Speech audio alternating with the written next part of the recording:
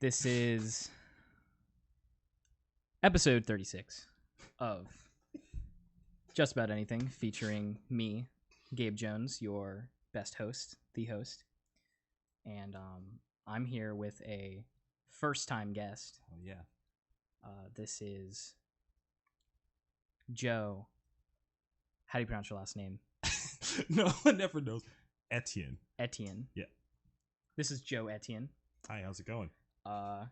He's an all right guy. Thanks for having me on. I appreciate it. Yeah, of course. Yeah, he was telling me how much he likes my setup. Yeah, it's very nice. We just got the new lights in. Yeah. We got the red lights and I stuff. like it. So I'm all ears. What you got? I'm so glad. I've been wanting to ask you about some interesting things. All right. I got plenty of answers. My friends, your friends, our mutual friends. Okay. We know you as the buff guy. Mm. Or at least I know you as the buff guy. Okay. I know many people buffer than me, but all right. Yeah, I know when you came over to my apartment, you see the That's true. bench press over there. Yeah, I'm trying to, work on it, get bigger, and I was going to ask you for some tips and stuff, man. So first question I just want to know, because I'm curious. What's your max bench? Oof. Damn, that's been a while. But I think, if I remember correctly, it was like 320 or something like that. I think, maybe. It's been a while since it's I've over done bench 3. press. Yeah, like it's been a really long time. But I would say I could confidently get under 300 right now. Like, if somebody put 300 on a rack, I could definitely bench that. Or would you say that was, how far are you currently from what you consider your prime? It's funny you say that, because I actually feel like I probably could do more than 300 now that I think about it. So like when I'm thinking of 300, the 300 number is like when I was actually doing a lot of like weightlifting and whatnot, and that was like end of high school going into college, and I did a little bit in college but not a lot. And I would say now I'm in better shape now than I was then. All right, so well, probably more than that. Okay, so, well, you should try it and write that number down. That might be a fun little stream sometime down the road. You got to put it on like a whiteboard. You got to break the record every time, right? I've been meaning to buy a whiteboard. I was gonna put it in my room, but now, sorry, yeah, my room. My room. Yeah, your room. My room. Yeah, we're in my apartment right now. I was gonna put it in your room, but now I think I might actually put it by the weights. That might makes sense. more sense. Yeah, you do it, you get excited. Yeah, like cross done. Yeah, that'd be kind of cool. That'd be fun. I haven't thought about like. This is gonna be some sexist shit that I'm about to say, but I've always I've thought of like that realm of like streaming fitness stuff seems to be like dominated by women. So like, I just never really thought about it. But now that you say that, I'm like, that sounds fun. I might actually do Might as well. Yeah, I mean, cool. I have the setup, and you're welcome to borrow That's true. it. I'll swing by anytime. Yeah, we'll schedule some stuff out, and it'll be great. Yeah, of course. So, what? I'm gonna keep calling you, quote unquote, the buff guy. Okay, I'll be the buff guy. What made you want to be the buff guy? So I never wanted to be the buff guy. What I All right, that's it. Thanks for the answer. That's the question. So when I was like in middle school, and like I guess like middle school to freshman year, kinda in high school, I was pretty chubby. I was a chubby little kid. I didn't do any sports. I remember specifically choosing to do ROTC instead of PE, because I was like, that sounds like that's way less like physical intense or whatever. And then oddly enough, I started running track, and then I played golf, which I guess you don't really necessarily think of as like a physically intense sport. A lot of walking. That's a lot of walking. That's what it was. There's a lot of walking. I mean, I guess there's some like conditioning too. Stretch a little bit. Yeah. Then I played football for a bit. Then I did weightlifting for a little bit. You played football in high school? Mm-hmm. I was a running back and wide receiver. But yeah, I did that for a little bit, and then I mean that's kind of the point. That's why I love the twist. That's the point of the conversation, I think, right now. But yeah, no, like I just sitting there. That's the entire stream. It's just me sitting here doing this. That's fine. I don't think that's fun. But no, I never really set out to like be muscular. I just didn't want to be like overweight at a certain point, and I was like, oh, Just starts out you want to Yeah. be healthier, And and also, then you like it. yeah, it wasn't even like a health thing. Honestly, I think I had like the normal like adolescent boy kind of thing where like you go from being like a little chubby, no one pay you any attention, then going up in high school, getting a little bit more in shape, starting to get more attention from the opposite sex, and then be like, oh, I like that because I like, and then you're like, oh, well, I will just continue to do this. Hey, that'll do it. Yeah, so like I'm sure that's just like a normal thing, but like I don't know. I've never really thought about it like that. I guess I have different goals now. Like that would be the more, next question. Yeah, is do you have goals for a certain point? Yeah, so like I don't. It's not a weight thing anymore because like I've been really putting a lot of time into MMA and like kickboxing, jiu-jitsu, and all that stuff. So for me now, I don't really necessarily care about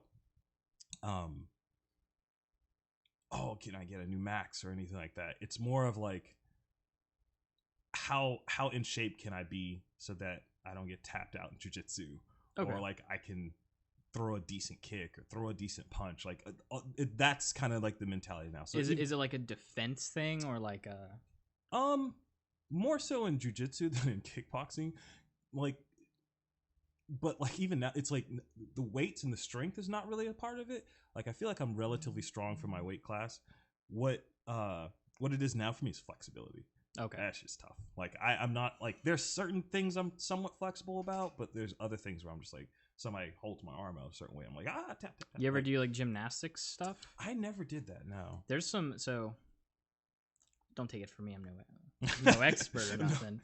But I did like in like early high school, like gymnastics classes for a while. So I've never focused on like lifting or weight or anything, but like when I would try to skateboard and stuff, I have very good balance. Yeah. And that's what I like to be good at, I guess. Yeah. I think because if you balance well, if you have good balance, I don't know, it's just a good stepping stone to start any form of physical activity, in my opinion. I was gonna say, like, that is huge in jiu-jitsu. Is balance? Yeah, like, sure. So, like, if you, I mean, honestly, that's just huge in fighting in general. That's like, yeah. Like, I don't know. Maybe you should try it. It'd be great. Be a good time. Everyone always does that. I'm like, no, I'm kidding. Actually, that would be super. That would be a lot of fun. My brother for Christmas actually got a heavy bag. Heavy bag. And every single time I go over there now, he's like, "Yo, come to the garage. Yeah, let's work on your kicks." He's 18. He's younger than me, but he's just like so into just beating the shit out of a bag now. Like it's funny too. When I first started, like there was like this I guess what's the word? Misconceptions, not really, but like I guess preconception people have about like oh, it's like super violent and like, oh, it's just people getting out aggression themselves, and like there is a degree of that, but like I don't know, I'm never in the gym thinking like, fuck this person, like I'm putting their head on the heavy bag or anything like that, and I'm punching. Like it's I don't know, it's just very like zen. No, that's what break stuff rooms are for. Yeah, not, god damn it, I'm so upset, dude.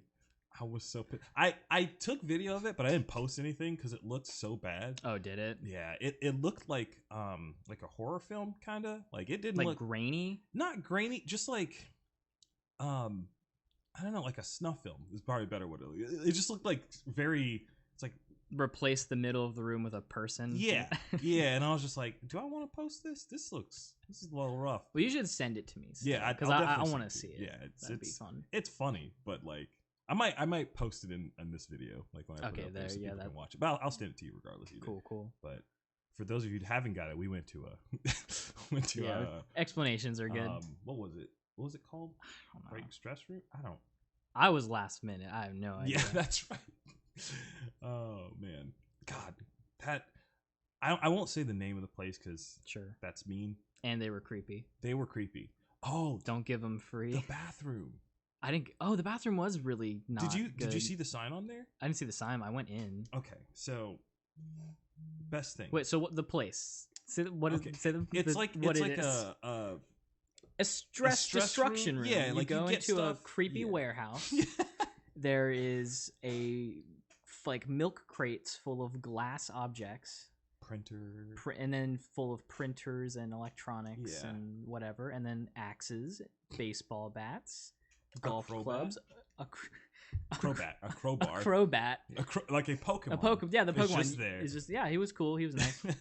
A crowbar, which oddly enough was like the least fun thing to use. Yeah, like I also forgot how heavy crowbars are. They're not like heavy, but they just don't look as heavy as they are. I think it's just the weight is kind of odd because like if you hold the end that's not curved, there's way more weight on the end of that than you think because it's like curved on the end. Sure. So like you're kind of doing this the balance of it kind of is weird. But and it does not cause enough destruction. It does not. We should have wrote that in the comment section. Yeah. I thought about leaving a review when I left, but I was like, like they. What do you review? What do you say? What definitely would be on the view is their bathroom door doesn't close or lock. And they're peepers. Weird. They're peeping toms. Yeah, like the girl that went there with us, she I know she's been on the podcast. Ness, she's been on the podcast before. We get there and she's like, "I need you to stand by the door because like it wouldn't close and it wouldn't lock, and she had to use the bathroom." I was just like, "I get it. This sucks. This is pretty bad." But I don't care how bad I would have had to go to the bathroom. I would have not have gone there. Really? No, it was a saw bathroom. It was. The walls were yellow. They weren't supposed to be, but they were. The sink was like cracked all over.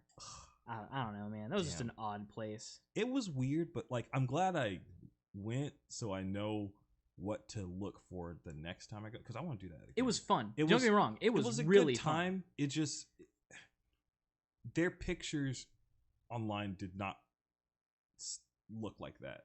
So I was a little pissed because I'd already prepaid for it and everything. So I got there and I was just like, well, it's already paid for. Might as well fucking make the best of it. So yeah, the room was just too small. It was too small. The room was even if we had all the same objects, if the room was a little bit bigger, it would have felt better. We had 5 people. Was it 5 people?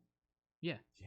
It was 5 people in a very small like storage unit room. Well, okay, so like I feel like if you have 5 people, like if you have a group of 5, like you should have different size rooms. And if that's their biggest room, that's really sad. Mm-hmm. So like if you get a group of 5, you go, okay, put them in the big room because that's a lot of people. I don't know. Yeah, but I mean, maybe that was their biggest room. They didn't have much to work with That's either. true. So you said there was another place closer to us now. Yeah, too, apparently there's a place in Orlando. Yeah, we can look at that one too. Because I call one of the spots next time because it was fun and I want to do it again. I want to do it with more space and more cool stuff to break. So I like the sledgehammer. I forgot they had that. Yeah, that was a lot of fun. That got anger out. Yeah, that was really fun watching like you guys just like fucking wail on stuff. I think throwing the cups into the air and then hitting them with the baseball bat, that was the best part in my opinion. Yeah. And all the times they would not break. There was quite a few times where we hit them really hard and it just bounced. Just bounced off of the bat, off of the wall, just lands right back down. You're like, huh, this is supposed to be glass. Those are the glasses we should have cleaned and took home. That's true. Probably. That's true. I'm sure people have done that. I'm still mad I didn't take that beer glass. I really wanted to take it, and then I was like, I'm just breaking it. Whatever. Yeah. Whatever, I'll find one. I'm sure people have done that. They get those things for free, I'm assuming. There's no way they don't. Like, I don't know. I think we were talking about that afterwards, like how expensive it is. Yeah, how efficient. Because, like, I imagine a lot of that stuff is just garbage. It has to be. Like, they literally have to just go. Yeah. Or like, people will sell broken laptops and broken stuff, like, on Facebook Marketplace. It's like, hey, come pick this up. It's yours, whatever. They probably have people that do that. I do get the vibe that it's a 2-man team. Like, it's just those two. There's no one else that works there. It's gotta be. There was the 2 guys unloading who disappeared. Were there 2? I thought it was just the woman and the guy unloading, and then the woman just came inside. And maybe. I don't even remember that, maybe. I just... I remember driving there, like, kind of looking around, looking really confused, because, like, when you got there, you're like, well, where is it? And they were unloading out of the van, and the woman just kind of was like, you guys here to break stuff? And I was just like, Yeah. Is are you gonna drive us to yeah, a bigger you place? guys have a van there, or- so maybe that's what is it. Like, If if the next sentence that came out of her mouth was "all right, get in the van," I would have driven home. I'd have been like, "All right, guys, I'll let work know you're not coming back." Yeah. Like, take care, guys. Good luck. good luck. Yeah. I have a video I want to show you now. There's a. Have you ever heard of Tiny Meat Gang? Yeah. Yeah. Yeah. Okay. Noel has this video where he's like, "You want to hear the scariest sound in the world?" And he had rented like one of those vans, but like the seats were gone out of the back of it. It was just like an empty van. Like it looked like some like criminal shit. Yeah. But like he would hit the lock button, and it's just the echo is just like choom choom. He was like, "Open up that neck." It just kept doing that over and over. It's really good.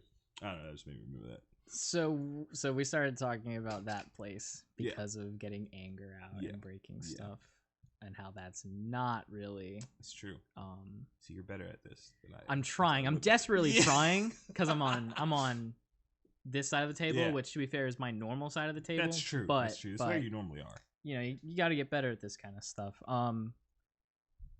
That is so getting anger out is not how. Probably for some people how they I'm started. sure some people. That's like I was mentioning my brother. Yeah. Definitely, like it was a gift to get his anger out because cool. he gets angry. Which is fine. People get angry, like whatever. Normal human thing. But I think it's super good for him. I think it's cool. It also kind of makes me want to do more. Like you were saying, maybe you should get into. That's not something I would say no to. You definitely should. I'd think about it for sure. Like, I think the only thing that kind of sucks with like things like jujitsu specifically, actually both kickboxing and jujitsu, is like it's one of those things that it's really hard to try. Like, so like. Or you won't understand whether or not you really like it if you just try it once. Yeah, you have to like you have to give it a little bit. Yeah. To be fair, people say that about a lot of things. Yeah. I mean, we'll move into the fun, nerdy stuff in a bit, but everyone says that about your favorite anime too. Like, hey, you can't just watch the first episode. I feel like there are some animes though. There are definitely some, like, you can but I'm sure there are also some physical activities where you try it one time and you're like, oh, this is awesome. Yeah. It also depends on like who's teaching or coaching you. It's definitely too broad to just blanket over. Because like I remember my first day at the jungle. Shout out to the jungle. The first jujitsu class I did was like kind of slow. They were clearly going over like the basics and stuff, and I was just like, okay, all right, I kind of know how to wrestle. I did this as a kid. Okay, kind of get this. Okay, cool, wrestling. And then that one wasn't as like cool. Then they did like the live rolling for like the people that had been there for a bit, and I got to watch them go, and I was like, that's pretty fun. I want to do that. But clearly I had such a long road to go before I could do that. So like I saw it and was like, that's cool. Let me try to just stay on this road and not get distracted by this cool thing that I want, but I'm not going to be able to do for a while. But kickboxing, I think there was like that first class that was like, it almost clicked for me. I was like, I like this. I like this a lot. I like kicking things. I like punching things. This is fun. I like this. Like, so, especially with like Muay Thai, you're like knee and stuff and elbow and stuff. Like, I don't know. It was, I had fun that first tryout class, and I was like, yep, sign me up. How much? Like, it's one of those things. So, how many times a week are you kickboxing? So right now, my normal schedule is I take anywhere from 3 to 5 classes on Monday. Each class is like an hour long, or like 55 minutes long or 50 minutes long. So I do like 3 of those on or 3 to 5 on Monday. I do 2 Tuesday. I take Wednesday off. I do 2 Thursday. I do 1 on Friday, and I try to do 2 on Saturday. And it's usually like anytime I'm doing more than 1, it's both. So like I'll do the morning will be like jujitsu or kickboxing, and then after that class I'll take the opposite. I see so what I you do mean. like I try to double up on them. You just like take a break in between, or do you just stay there? Really. There's like it's like maybe 5-10 minutes, sure, and then you hop right back on. How long are the sessions or classes? They're like 50 minutes to 55 minutes long. They're close to an hour. So are you like training with somebody, or is it literally just it's like class? Like my goal at the moment, I have like a jiu-jitsu competition that I signed up for in March. I'm excited for it. Can't wait to do that. It's my first competition, so I'm stoked. But my goal is I do want to fight. Like I would like to take some kickboxing fights. I think my coaches will tell me otherwise, but or whether or not I'm thinking about this right. I feel like I would do better with MMA than I would with just kickboxing because I'd have more tools at my disposal. But I don't know like what the rules are there. You may have to do an X amount of like kickboxing fights before you can do something like that. Sure. That's possible, but I intend to fight. Like I want to compete. Like I'm a relatively competitive person. But I'm also. I've played video games with you. That's true. Yeah. Like I don't like to lose. So, but yeah. I mean, that's kind of my week. I try to do all of that in the morning. The only day I do like the night stuff is on Mondays because I'm usually off on that day. But yeah, that's my schedule with that. So that's also the goal, like the long time goal is you want to fight, you want to compete. Yeah. Like I'm not like I'm not dumb enough to think that I could make like a full-fledged career out of it. Sure. Like, I'm 30 like, years old. Like I'm gonna be real. Like, I mean, how old's Tom Brady? I don't know. Yeah. He's in his 40s. I was talking to my dad about that the other day about how. All right, I don't want to move off topic here, but you want to hear a funny thing? Yeah, go for it, man. So, I forgot who it was now. So Tom Brady and Summer. Yeah. So Tom Brady is now going to the Super Bowl again. Yep.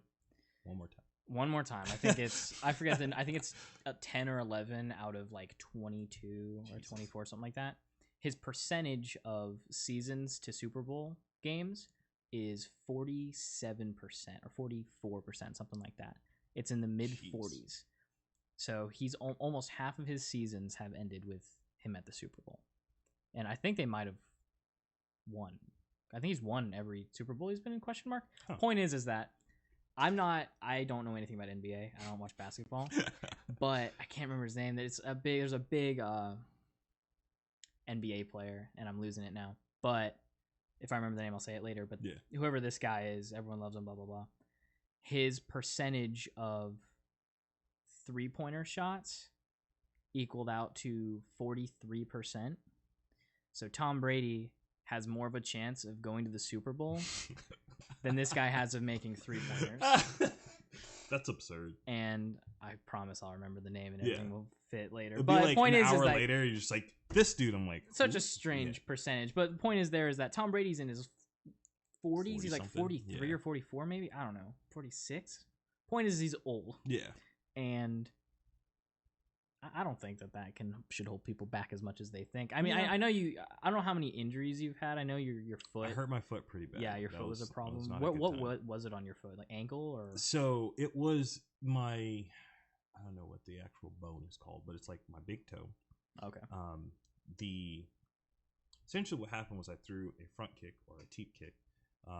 But if you imagine this is my big toe and someone's elbow, my big toe and the toe next to it stopped on their elbow. The rest of the foot went underneath. So you weren't extended enough? Yeah. So what was strange though is I think it at some point did go past it, and I hurt the top of it too, because even now to this day, like the top of it still hurts like hell. Interesting.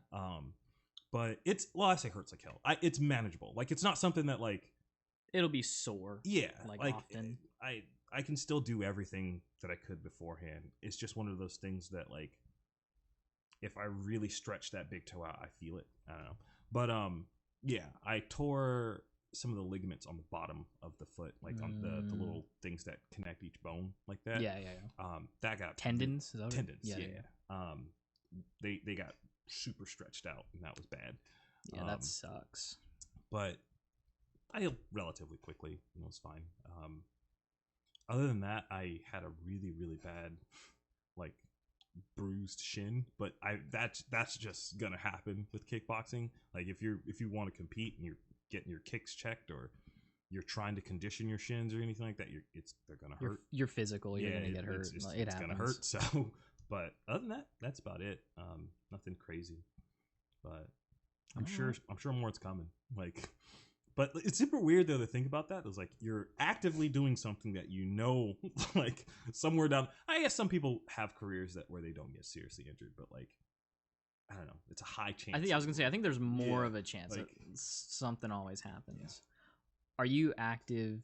I guess not active, but do you pay attention to the MMA world or like UFC or anything? Kind of.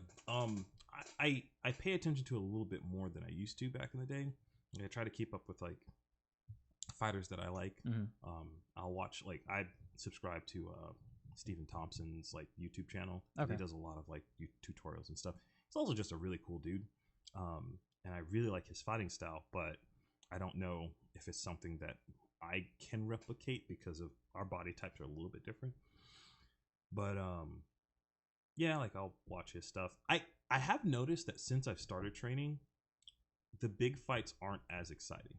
Like the Connor fight that this happened like last weekend, I was like, okay, cool, but it's gonna be like those fights always tend to be like, hey, this dude punched this dude, he caught him, and then he dropped, and then that was it. It's very rarely that those fights are like the ones that, like, I guess there was that Max Holloway fight the week before. That one was really good, and there was another big name guy, but like the fight itself was just insane. But it's those fights seem to be rare for like those big title fights that get super hyped up, and then like you get there and you're just like, cool.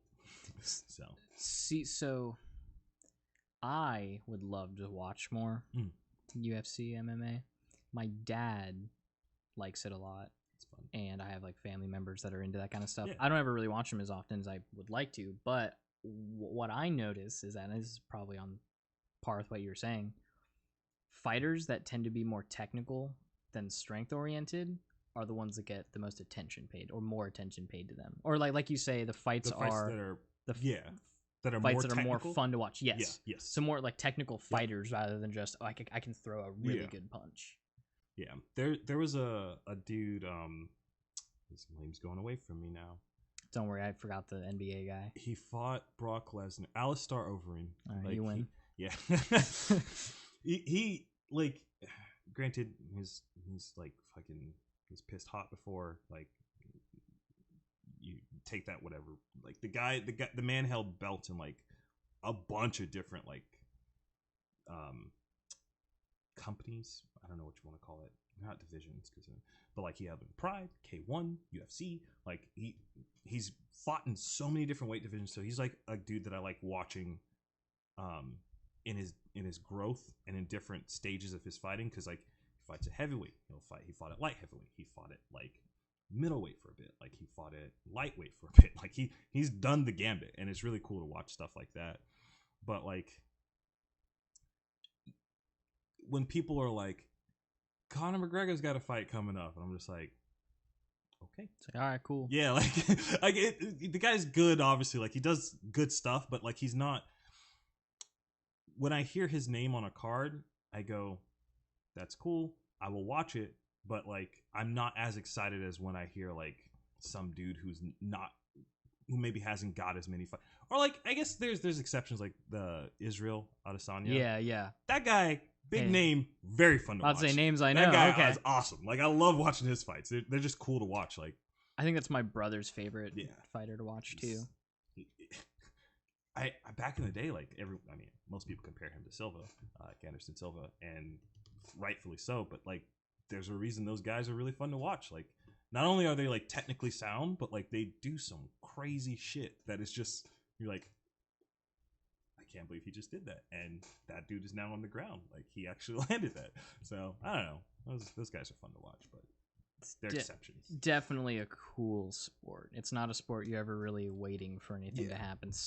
It always feels like something's about to happen. It's sad though. Sometimes, like, you probably have heard this, like if you watch like a pay-per-view or anything like that, and people are in the audience. I guess they're not now, but people be on the ground like wrestling, but because they're not getting kneed in the face or like punch or whatever, you start hearing the crowd like boo, and I'm just like, you motherfuckers. That's not, like, if you want to watch that, like go watch boxing, go watch like kickboxing or something like that. But like, there's this whole thing, like there's this, why they call it mixed martial arts. Like, there's a whole package here.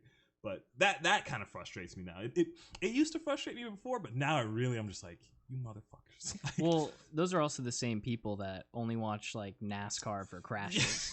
That's true. You know, that's very true. God, I have a very I was gonna say love hate, but it's just hate relationship with NASCAR. Oh, NASCAR's trash. It's funny. It's oh man. like, I know the stereotype is Yeah. what am I watching? Yeah. And I know like what is interesting about this. I totally understand the aspect of the person in the car. That guy's a damn good driver. Sure. Sure, you're driving and you're driving this car like very well. Right. But I'm paying money to sit in stands and basically go, oh, he's faster. Okay. Yeah. Cool. That's cool. Well, like he drives better. He drives. Yeah. Well, see, so okay, this is cool. Or the pit crew. That's Okay, that's another good aspect. The pit crew would be something. It was like, oh damn, look at that pit crew. Like, do you see how fast each other? That's cool. Yeah. My dad's got a buddy. My dad's crazy. Yeah. My dad, love him to death. He got into drifting. That shit's cool. Yes. I like watching drifting. That. Yeah. Is awesome. Yeah. And he has a buddy who I can't remember his name, but just his whole life basically is he works on this one car that he drifts at Speed World. Orlando Speed World. I've heard of this. I've seen video on like Instagram because I think I have a friend that either works there or does a lot of stuff there. But it's a weird thing because it's not actually part of the drifting stuff. There's not a part of the location. They rent out an open parking lot in the back on like certain. I don't know if it's just like every weekend or something. I know they do it a lot. Yeah. But it's just this huge parking lot. They have people sit on the side. It's very unsafe. There's no rails or anything. No, nothing. So they have an open area. Yeah. And then people, you stay back here. But like if you're driving in, you're pulling in the same way the drifters are coming through. So you just have to. It's like just crosswalk with cars. My car that I currently have, when I got it, a family member had to drive me out to that track because my dad had the car and he got it all set up for me. He drove it out there and I had to pick it up. I come out, first time I'm there, there's this car's drifting in front of me and I'm like, all right. And I see him, and then right after the car's drift, he's like, come on. I'm just like running past, and I was like, okay. I'm gonna die. Here we go. But yeah, point is I would much rather watch dudes drift cars than it's way more who's faster. Because an interesting thing about drifting too that like makes sense. It's just something that I never thought about that I don't think most people do. You're drifting at really low speeds. Yeah, you're going like 30. Yeah, to drift like it's you're where you have most control. Yeah, you're not flying. It's more like what we're saying, technical. It's a more technical way to do the sport. It's just more interesting to watch. I just think the older you get, the more like those things become more impressive. Yeah, like when I was a kid, yeah, sure, like some, oh my god, car go fast, like sure, like literally, vroom vroom, yeah, but like you're like, oh yeah, that's not that impressive, but Bro Dameron, that's a cool name. Well, you know what, I literally was gonna message Gabe today and ask if he wanted to play Naruto. I guess just answer that question. I don't know who that is. Okay, well that's the beauty of Twitch chat. Is people will hop in here and I've never seen their names before, but they know like me or they know the guests and they're just like, hey, Bro Dameron, who are you? Who are you? I'm sure I know you. I'm gonna guess like. Have you been playing? I have no idea. What? You've been playing a lot of like Naruto. Like, I built some decks. Oh. Yeah, actually, I haven't. Which Naruto? Like take a wild guess. I'm assuming the original card. The original card. Okay, all right. Listen, I don't know. Some people, they like the stuff. They like the new stuff. I don't get it. I don't get it, man. It's garbage. If you want to start changing topics now, we can. We can. I feel like we've tiptoed into the nerdy space, but you know the nerdy. We'll okay. We're delving into the nerdy space. We're I'll ask you about something else later okay. But it's fine. It's kind of nerdy too. Point is that Chrono Clash is shit. It's garbage. And I hope someone that likes Chrono Clash sees this one day and understands that it's garbage. Honestly, no one. Hey, Jonathan. Look, that's my Oh, bro. Oh my God, is that? You lie. It's James. James. Mayer. That's James Mayer. What? Yeah, everyone says we look like the same. James, you change your name literally Dude, every week. What do you mean you were gonna message me if you wanted? You don't talk to me. Yeah. You're my friend and I love you, but you don't talk to me. James, I swear to God, James has a new name every 2 weeks. Yeah, he's a new name. He plays a new game. It's so funny. 8 months. Lies. I get some fact checkers. Yeah, this is this Luck over here. This is my boy. I miss you so much. Is that Mr. Andrews? It is not Andrews, unfortunately. I miss Andrews to death. But starting messaging. Well, we're going today, bro. We have never played Naruto together. You know that, right? I want to really badly. I need you to teach me stuff. It's been like 10 years. I don't remember keywords. I need you. This is the calling, James. I need your help, please. But I have 2 decks built, bro, so I'm ready to go. I played that game when it was like when sets were coming out for it and whatnot. And it's fantastic. I stand by the fact it is the best CCG card, like mana system card ever. Yeah, it's so good. It's balanced as hell. They're broken shit. Sure, yeah, but it's more balanced than any other game I've ever played. Card games are like tough for me to be like. I like that. Yomi is the only one that like I genuinely be like. Anytime I will play this game, I know I'm gonna have a good time. Like that game is really good. I'll show it to you. Oh, I see it. I was like, I'm looking at this fig here. I'm like, what? Yeah, like it's a card game inside his head. You just take it out and okay, cool. That's small. Yeah, but no, like that game's so good. I like Naruto. I know you hate this, but I played Yu-Gi-Oh. That's fine. I also played Yu-Gi-Oh. I just don't like it. Yeah, I'll play Goat any day, bro. You know, apparently there's a place that's running like Goat tournaments now nearby. Mm-hmm. This is news to me. Oviedo. Mm-hmm. That's out by where my brother lives. Well, for like a month. Yeah, they're moving. Never mind. You probably know the guy too. I have to tell you. But I'm actually not. If it's Naruto people, I really don't know many Naruto people at all. Okay. Yeah, I'm like I used to be active in the Facebook, but that was mostly just buying and selling and then listening to news. Let me ask you. I have a question. Do you feel like, because like people were like going on about like how video games and whatnot, and people are like, yay, like nerds are kind of like fine now. I feel like that hasn't progressed to card games yet. I feel like they like, and I don't know if it just seems like, I don't know why that is. I have guesses as to why that is, but like it just seems like that crowd is just never going to be like you're never going to see like a Star Wars like appreciation for like Magic or like Yu-Gi-Oh. I mean, something like that. I don't know. For many reasons. Yeah, sure. Oh man. I think that, well, I mean, it's like anything. It'll get closer. Closer. It's never gonna reach the same point as some things. Your example like, being Star Wars. I'm sure everything has the potential to. Like, okay, so we'll use Magic as an example here, because now Magic's going into different forms of media. This is a Netflix thing. There's a Netflix thing eventually. They have. Do you see the trailer for their Diablo game? Yeah, that's right. Yeah, looks awesome. Yeah, I'm totally gonna play it. It looks like a lot of fun, and for X amount of time, it was totally just. I get to your question a little bit. A lot of people don't like card games, so you can't just make. It's the same reason.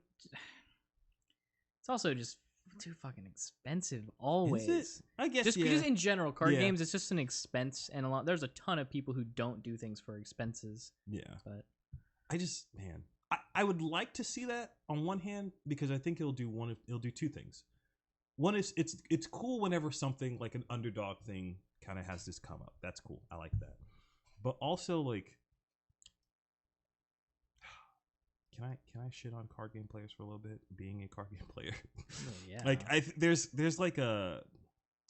a social disconnect I find with a lot of card game players that I think if it got more popular would immediately be remedied, because like so many different, like more types of personalities would be into it, so they'd be exposed to a lot more different types of people. Examples. Or like situate, yeah. Example. So I'll use Yu-Gi-Oh for example. I find that I think I've actually talked about this on the podcast.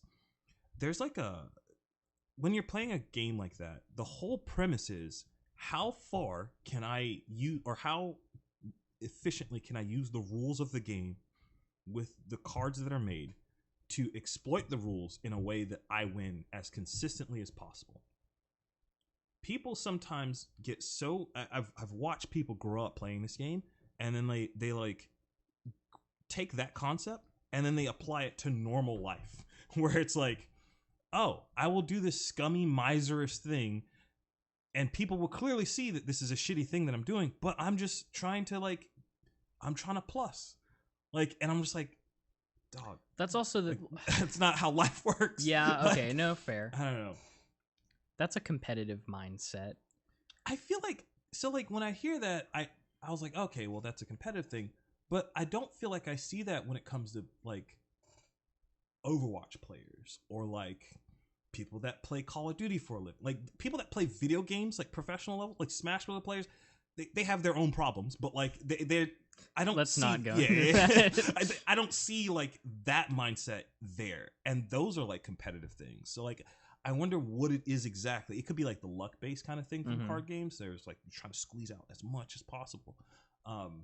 And that luck thing doesn't really exist as much in those other competitive spaces, but I've never been able to like pinpoint exactly what that is, but it's always bothered me. I don't know. I mean, it's a nice what's a way to say that, reasoning to play it more. Yeah. I don't know. It's like it's the ceiling thing. It's a ceiling metaphor where there's no ceiling, but you try to find it. Yeah. Keep going. I don't know. Well, what's this guy talking about over here? I missed it. Now I gotta go back.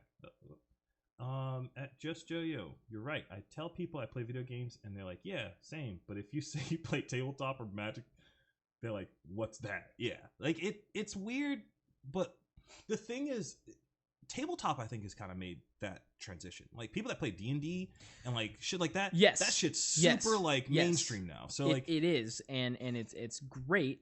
The problem is card games don't like. I'm not saying they're not. They are tabletop. Yeah, they are. But when people, when the standard person hears tabletop, they think that they think D&D. They don't think card games. They rarely even think like. They don't even think Warhammer. Probably. Yeah. You think? Yeah. Well, they don't know what Warhammer is. I'm sure. I mean, we consider it. You should consider it, but man, if you're on top of a table, it's tabletop. All right. Yeah. Chess is tabletop. Yeah. Which that has like, I don't know if you've seen that shit's blown the fuck up. Oh yeah. Yeah. Like, well, I mean, because of the stupid TV show. No, before that. Oh really? Twitch fucking like. Oh, did it? Yeah. So like, I'll get into that in a second. I'm gonna try to get through some of these real quick. Captain Cosmo, Star Wars is more easily monetized than Magic, thus people are more incentivized to make it cooler, to make it more marketable. I mean, you can't argue that. That's actually it has, and that's why that's why I was saying now that Magic's going into more media, it'll get bigger. The more media you have, Star Wars has memorabilia, movies, TV show, like it just has more stuff. I think Magic has a good, they have good characters to write good stories with, and they're not doing it. They could. That's the thing is, I remember when I heard about the Netflix series, I was like, okay, this could be good. Don't fuck this up. It's the Russos, yeah, which a lot of people don't like. Personally, I think they can do it. I think they like. I'm glad they're doing it over a lot of other people that could be. So, get that chick that directed Cuties. She makes the fucking Magic. If you're trying to cancel Magic forever, I think that's an excellent choice. Oh no, that would be called regression. Yeah, we'd go back to old stuff. Oh man, fuck. Come on, they just ban all the racist cards too. That is true. That is true. I forgot. Somebody showed me one of those recently, and I was like, oh yeah, they did that. I forgot about that. Oh man. Can we get into dicey area real quick? Like no. I got a 6. No. Okay. More of like, I get a email from Twitch talking about this. But how do you feel about that? I got an email from Twitch. No. You read it. Did I? This is my. Oh, you're right. Yes, you forward those to me. I forward them to you. You're my editor. Yeah. Something. All right. Yeah. No. Do you? How do you feel about that kind of stuff? I missed the point of the like about. Banning or eradication of like those old like the racist cards and shit. Oh, so specifically the Magic one? Yeah. I think it's fine. I think so. Here's I actually did talk about this a lot when it happened, but I'm over it now. Like, whatever. It doesn't apply to me. But the thing about it is that they did it at the worst possible time. It was during It was all that. awful. Yeah. I don't think they could have done a better thing. I forgot. I don't think they could have Yeah. done it. Yeah. Sorry, I don't think they could have done it at a worse time. They did it when it was peak of Like George Floyd and all that. yeah, stuff was when all going that shit was on, happening. They were like, oh yeah, now we should do this. If they cared at all about their game having racist undertones whatsoever, Yeah. they would have done it earlier, or they would have made any point about it. They let it go all the way to the point of, oh, if we don't do this now, the people It's gonna that be bad. talk about how we have some racist cards might kill us in a way. So It's their timing heavily made it seem like they just really don't give a shit. yeah. They were just like, oh, you want these gone? Whatever. And then the guy, I actually think I might be wrong about this. The artist that did, never can remember the name of the card, the White Hood card. It's got a name that like is relevant to this too. Cleansing? No. Oh well, no. There's No, I think it's just called Cleansing. Is that card? But God, I don't remember. There's like White Knight. yeah. I don't even know if that he got hit. Something got hit. I can look this up if you like. +1 for Yu-Gi-Oh and their lack of racist cards. Yeah. I should bring this higher so we can see more chat. We'll do that. Yeah. We can look at stuff. We Yeah, I can forgot search. We do. Oh have my the ability. God. We have a computer. I'll let you use my computer. It's I appreciate fine. it, dude. Yeah, no Let me problem. make sure I'm on the right scene here. Oh, that is not the right scene. Hold on. Can we get there? There we is. go. Okay, cool. Yeah, pull up all those cards. I can never. I want to remember the name. It's so bad. MTG Racist shit. I love that. Yeah, racist card. Like it was news. Should I do images? Yeah, that'll come up. There it is. Yeah. First one. Okay. That blue one's the one we're talking about. Oh yeah, with the hood. Yeah. Can I max this image out? No. Okay. Oh, hey, buddy. Racist cards. There it is. That card. What's it called? Invoke Prejudice. Invoke Prejudice. It is literally. And okay, so yeah, they're hooded. This guy, Harold McNeil. This dude. Okay, so this is like this was the card. This was the most racist card, and then they're like, okay, we gotta do it. We gotta do ban other shit because of it. What are the other cards under it? So they have not. Okay, that was. There's like a 6. Crusade. Crusade. That's like all white creatures get +1/+1. Some of these, I feel like that's a little borderline. I feel like that. I said the same thing. Yeah, like but like I get it. yeah, Whatever. Totally fine. Jihad. Shout out to AJJ. You ever listen to do you know this band? It's called AJ. They were a band. Their name was Andrew Jackson Jihad. It's 4 white guys. Okay. Folk punk music. John Wiley got me into them. Oh, okay. I think they're phenomenal. But one day they were like, "Yeah, we probably shouldn't have Jihad in our name," so they're just AJJ now. Okay. But some of these are like bad though. I'll be honest with you. Like this is a big steamy take, I guess, and I love the fact that we're talking about this in 2021. But I'm kind of like on the really okay. I'm kind of on the fence about a lot of this stuff. Like, I don't Crusade. Fine. I don't think that's. I just don't like. It's their game, so they can do whatever the hell they want to do. But I think something like Imprison, that's fine. Like Crusade, even Cleanse, like these cards aren't that bad. Like I don't. So I would say Crusade is worse than Cleanse, because the banning reasoning for Cleanse is because it says black creatures, and that's that problem. The problem with Crusade is the same thing with Jihad. A crusade is a religious holy war. If the reasoning for banning is Crusade, sure.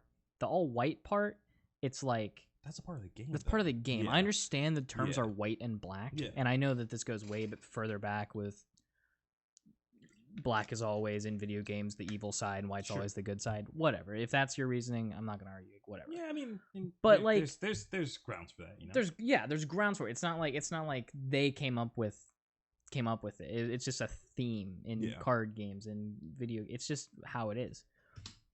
And as one of those players, I don't think of it that way. Yeah. I can't think of someone that does think of it that way. The people that do think of it that way, I'm sorry, but it's not that. Like, I don't know. This card's so dumb. But the point is this guy, Harold McNeil, I'm pretty sure, back to the topic of Wizards doesn't give a shit. Yeah. I don't think, the problem with it is this guy is a huge racist. Okay, The artist. Okay, okay. So this card is the card. This is the bad card. That guy, he's like a neo-Nazi, awful dude. He has an artist. He has a website and everything. All of his artwork is like not good, or at least most of it's not good. He has other Magic art, and those were not banned. Yes, that's the big thing there. I'm pretty sure that's true. If someone corrects me, I'll take it totally wrong, but I think that's true. I know they did that with other artists though. Like other artists that had, whether they said some racist shit or said some like sexist or whatever shit online, they've like cut all their stuff out. Like there was that secret layer that like some artist was supposed to be there, like included in it, like all of his lands or whatever. But then they cut him out and then put another person's lands in there instead. If I remember correctly, I could be incorrect about this. I might be remembering this incorrectly, but I feel like that was a thing. I mean, I believe it if it happened. Black man eating shark is a Yu-Gi-Oh! That is a real Yu-Gi-Oh card. That is an actual card. Sorry, John, you got one upped. Oh, thanks, Captain Cosmo. I just realized. Oh, yeah, there it is. Whoops, imprison. Yeah. So I understand like Pardish gypsies. I get that. Like it's not your call. It's people that are referred to as gypsies call. It's like the Washington Redskins thing. Yeah. I'm a Washington fan. Yeah. And a lot of like my dad's family and all, like I'm in groups online and stuff, and everyone's like, no, don't blah, blah, blah, like, whatever. But like if there's really a problem with it, it's not up to you as the fan. It's up to the people that it's offensive to. And at first I was like, what? We've been calling them this forever. Yeah. Like most Redskins fans, or sorry, the Washington football team's fans, which is the name now, and it's still frustrating. Wait, it's just called... It's literally the Washington football team. They were thinking of so many names to change it, and for preseason this year, it was supposed to just be as a temporary, the Washington football team, and then they were just kind of like, we'll stick with it till we figure something out. That's really bad. It sucks. It's honestly really unfortunate. But I was going to say, we called them the Skins forever.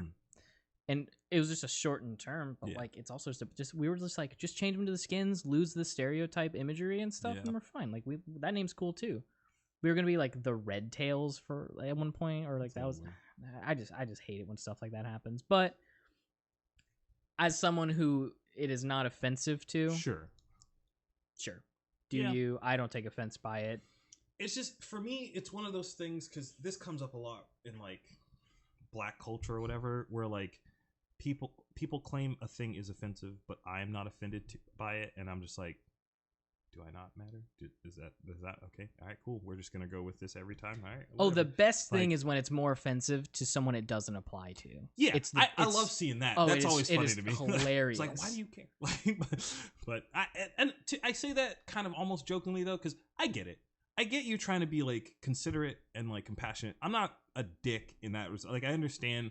Like when they're like the BLM protests and stuff. Yeah. All right, and there's white people out there. It's like, I understand. I'm not like going to be here and like, you're white, you shouldn't be here. That's stupid. It's like, cool that you're supportive. Yeah, I understand that.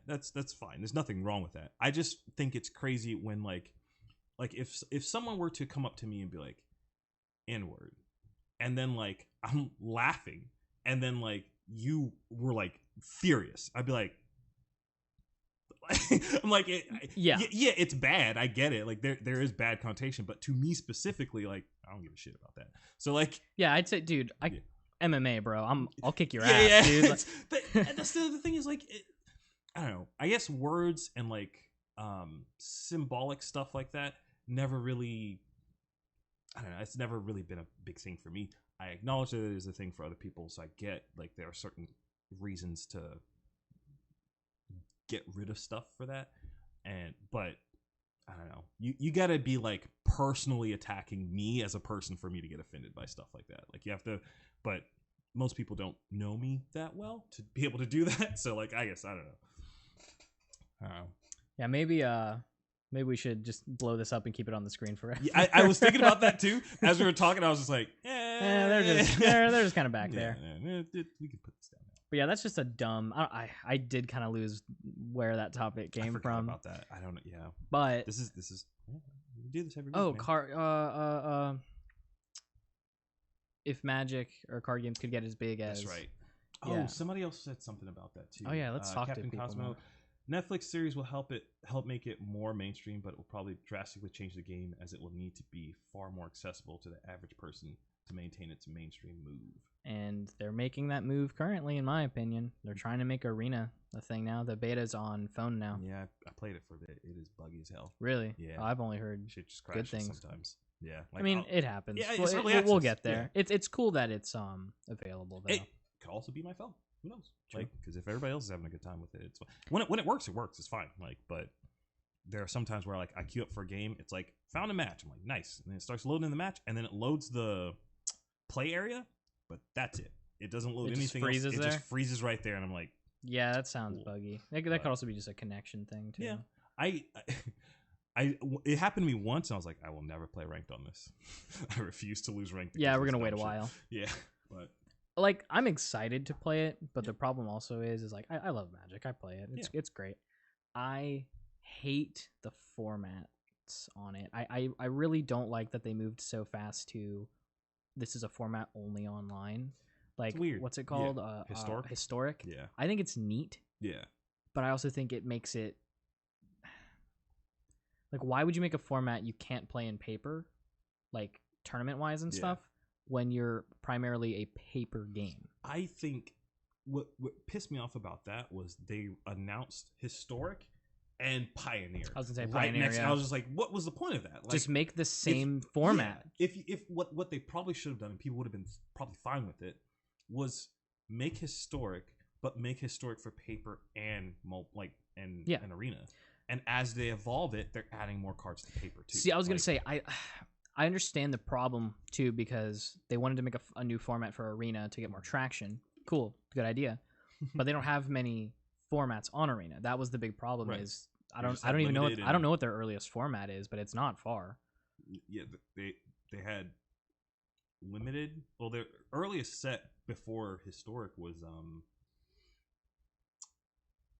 which one came out first? Aether Revolt or Kaladesh? Kaladesh. Yeah, Kaladesh. Kaladesh was their oldest set. On Kaladesh is the oldest set. Is it still the oldest set? No. So with Historic, they started including cards from way older sets. But it's random cards. But it's not full sets. But it's just bad idea. Bad idea. You So, can't do that. Yeah, it's. I think their goal is to eventually have all of those, but I think they should have done that by releasing them in sets. Absolutely. I don't see what I was hoping that they would do would be like, hey, Call Time came out, everybody's excited, new set. Also, what was right behind Kaladesh? Was that Eldritch Moon? Eldritch Moon. So Yeah. it's like Call Time's out, so is Eldritch Moon. I think And that just would have work been a like that perfect way. idea. I- That'd I be don't- perfect. I'm sure that is a lot of work Yeah, to but like do two sets at one time, kind of like that. But I think if they want to, that would make so many yeah. people happy. and eventually they'd get back there. Like, and on top of that, Wizards, you need to listen to this shit. On top of that, Hire us. It would make people, even if they haven't gotten to the set that they are excited about playing. Like, say somebody's sitting there, they're like, "Oh boy, I can't wait till they get Return to Ravnica. Oh my god, it's gonna be a good time." They would be investing into the game now so that they don't have to get all of the cards in one go. Even if they weren't playing that much, they would still be buying packs and whatnot of like Eldritch Moon so they can be like, okay, I need this card, so I'll invest in a set. It just makes sense. It makes business sense if they want to do that way. They would make more money, I would imagine, than they're making in Historic right now, because I don't like that format. I know people do. I have a buddy of mine that he made the jump from Yugi to Magic, and he's been blowing up on Twitch streaming it. He plays Historic a lot and he likes it, but I don't know. It's just a weird format. It's not that I wouldn't play it. It's fine, I guess. Like a format's a format. It's cool. I like Modern so much. I'm a Modern player, and I like fetches. Put it that way, because you can just manipulate so much stuff. Yeah. I love manipulating the stack. Put it that way. But in something like Historic, it's just there's not. I hate hearing the phrase if I say like, "Oh, there's this cool combo you can play in X format," Yeah. and then someone will say, "Oh, but it's not Historic," or vice versa. Like if someone's like, oh, there's this cool combo in Historic. And I'm like, yeah, you could probably play that in another format too. And they're like, oh, it's not good in that format though. And I'm like, oh, then it's not a good combo. Sorry. That's how I view it. And I know it's not correct. It's just a weird opinion. It's a preference. Yeah. Do you remember there's Pioneer? What was it called? I know you know what I'm thinking of. Let's see, there was Popper. Then there was... It was like their first jump to try to make a new format, and it was phenomenal. Oh my god. I loved it, and it did not last that long. And then it just kind of became Pioneer. I know what you're talking about, but I don't remember the name. One of us will remember it, or someone. Corey, please. Corey, please. But that was like M15 forward, I think, or something like that. Yeah. It was a good mix, and it had a different play style. My thing was, so like, I started playing. Was M12 like shards and all that shit? I think, or M13, somewhere in that spot. I think it was M12. M12. That was when I really started playing Magic, where I was drafting every week, and I'd like buying packs, playing standard, and like trying to compete and whatnot. And I was in college, and I would play that shit, and it was fun. All of the other formats, though, make that block irrelevant. So like it's just not a good block, unfortunately. Like in the grand scheme of like modern shards like, block. Yeah, like there's some good cards, but like compared to like, yeah, no, for sure. I don't know. It feels very underpowered. So did any land cycles come out of shards? I don't think so. No, they had like those what are the obelisks? Those artifacts. Those shitty cards. That was about it. Like, sure. All right. That.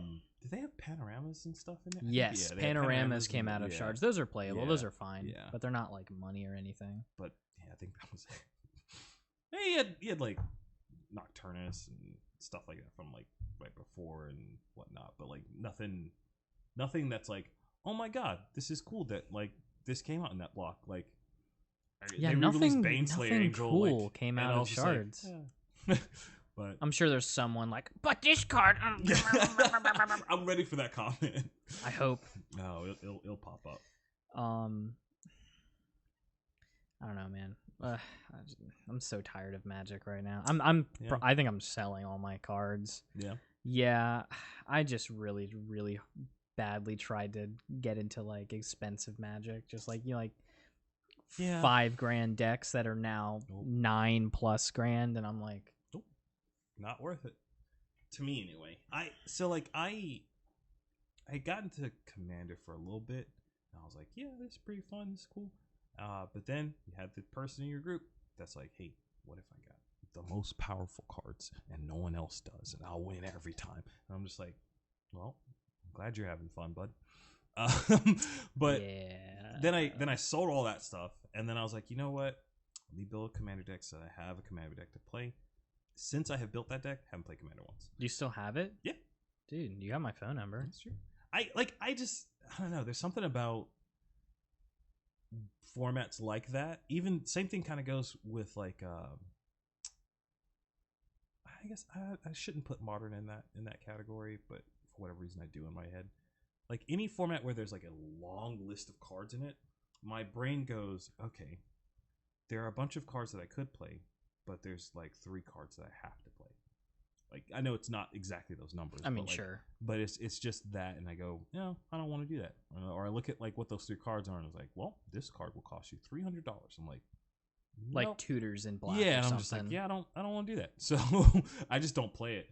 But I have the Commander deck just in case, like sitting around people. Like, what do you have? It's a mono black, like dumb veto infinite. Oh, that deck. guy. Yeah, okay, cool. Yeah. That's about it. That's fine. I saw that and I was like, I can build this. I will build this. So well, it is always cool to have. Yeah. I think mine's only worth like just under $1,000 or something with like beat cards and stuff. Yeah. But I just kind of want to turn that into. I'm a little concerned about the market right now too. Okay, I was kind of finding a way to lead into that. Fuck everything. It's It's weird. It's stupid. It is like I'll say the same thing every person has ever said. Why the fuck does the reserve list exist? Why? It shouldn't. Why do you do that? There are people that want to like give. It's not even. I know it's not giving you money. The third market party doesn't exist. Whatever. But why? It brings sure it's free publicity, I guess, but it's negative publicity for some, positive for others. It's a shitty stock market. Yeah, and then there's the stock market. Dude, I've been loving market go. I've been loving that. I do want to talk about that. I don't know if you've been paying much attention to all that shit. I'm learning about stocks now just so I can understand it. I have a pretty good understanding now. I don't have a strong understanding of it, but I've been paying attention to articles here and there. I get how like what's happening with like GameStop and what everything works, but what's more funny to me is like how they're responding to it, where crying on they're whining about it, and or just being like, no, you don't get to buy stuff now. No, we're done. Like we're shut off now. And I was like, the fuck, like illegal. Yeah, I was like, that's fucking wild, sir. They are stonks. I just big stonks. Also, we were talking the other day. It's like, all of the manager employees for GameStop that have stocks in the company, I imagine they were just like, here you go, thank you, and then fucking dipped. That's what I would have done if I still worked for them. I was gonna say like 100% would have like cashed out. The guy, I can't remember his name, but the guy that dumped like 54,000 into GameStop. Do you know about this? Is the dude that caused like that kind of started this thing? Or I think so. I think the dude that got on the chair board. No, not that guy. I forgot his name, but apparently he's like everyone is considering him, or like I don't want to say the saving grace, but he's done a lot of good things for other companies, so they're like more into GameStop because of it. No, I can't remember the guy's name, but he's one of the guys on the Reddit. Okay. He went like he just dumped like 54K into GameStop, Hail Mary kind of thing. He was like, we're looking at the stocks, blah, blah, blah. He's doing his stock genius brain things. I don't get it. And his stocks were worth 35 or like in the 30 millions. Yeah. At one point. And this guy is, I got to steal the catchphrase from everybody at work right now. Diamond grips, baby. we hold on to the stonks. This guy, so I think he lost. The last update I saw, the highest he was at was like in the 30 millions. He was at like 14 million. He lost like 30 or 13, 14 million dollars. But this dude is just like, dude, this is the long stonk. No, it's not. It's all here's what I say, right? I totally get it. I totally get maximizing value. Sure. But when you go from 54,000 to $30 million, you take that. You're like, cool. You take that. I don't give a shit if I could become a billionaire. Even if it like the moment I would see if it would get to like 30 mil, or like I look at it the same way I look at it when I go to a casino. And I understand like it's a little bit more complicated than that. I get that. But like if I go to a casino, I'm like, here's $400 that I'm going to spend at this casino. If I get to a point where I go, I'm up $200, I'm up $300, I go, okay, cool, cash out. I'm like, let's go get some drinks. It's exactly how I am. Like, so like hearing people go like 54K in and then be up 30 million, be like, yeah, you're done. You had your fun. Take that if you want to, then take that 30 million and then use part of that and reinvest that somewhere else. By all means, go do that. But do not leave that there. That's crazy. You have a mansion. You have cars. You have no job forever now. Like, just take. Granted, to be fair, there's taxes and all whatnot. Like sure. It's not going to be entirely 30 million. You win the lottery, you give half of it to the government. But whatever. Still, how bad do you think the bubble pop is going to be for card games within the year? I think Pokemon's fucked. I don't want to get off of the stocks thing because I feel like I don't know if you had anything else you want to talk about. Oh no, I'm good. But like, oof, that was from what for Pokemon? Brain V. Brian V. Oh. Is that Brian Vasquez? Might be. Yo, what's up, buddy? Hello. I just saw you like 2 hours ago.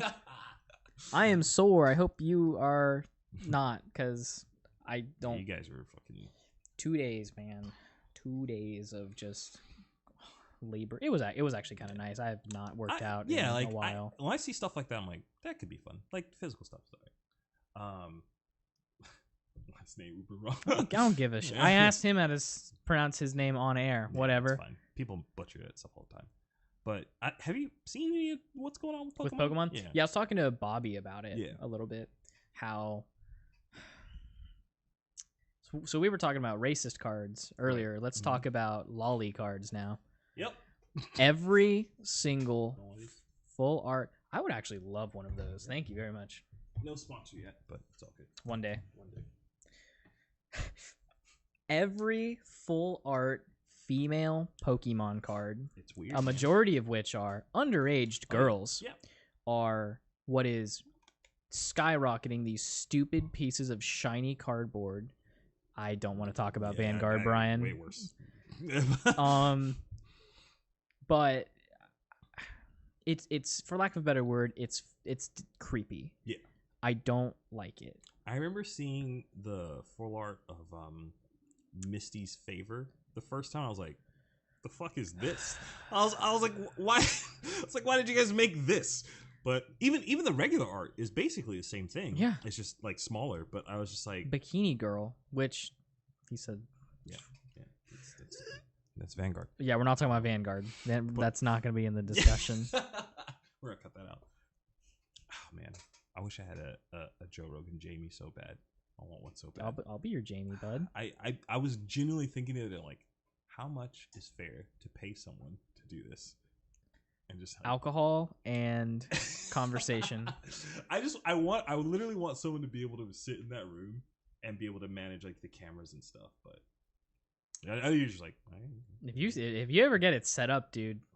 Okay, I'll just let me know. I love this. I enjoy this a lot. No, that's a topic for another we'll thing, talk later off air. Misty's favorite. Fuck. Your favorite card in Pokemon. Yeah, you got me. So you see, my favorite part about it is the bikini. Wait, is this the bikini card? Is this the one where she's in like a little bikini? I don't remember. Maybe. I'm not sure. I'd ask you to pull it up, but I really don't want you to. I just can't believe that's what's the newest box? It's like Vivid Voltage, right? A standard box of Vivid Voltage exceeded $200. 250 buckaroos. Pokemon is not a playable game. It's not. It's I, as someone who I've played Pokemon before, it's fun. I think it's a neat card game. It's a different type of strategy than the other games I play. It's super strategic. It's fun. I'm not spending more than double the price.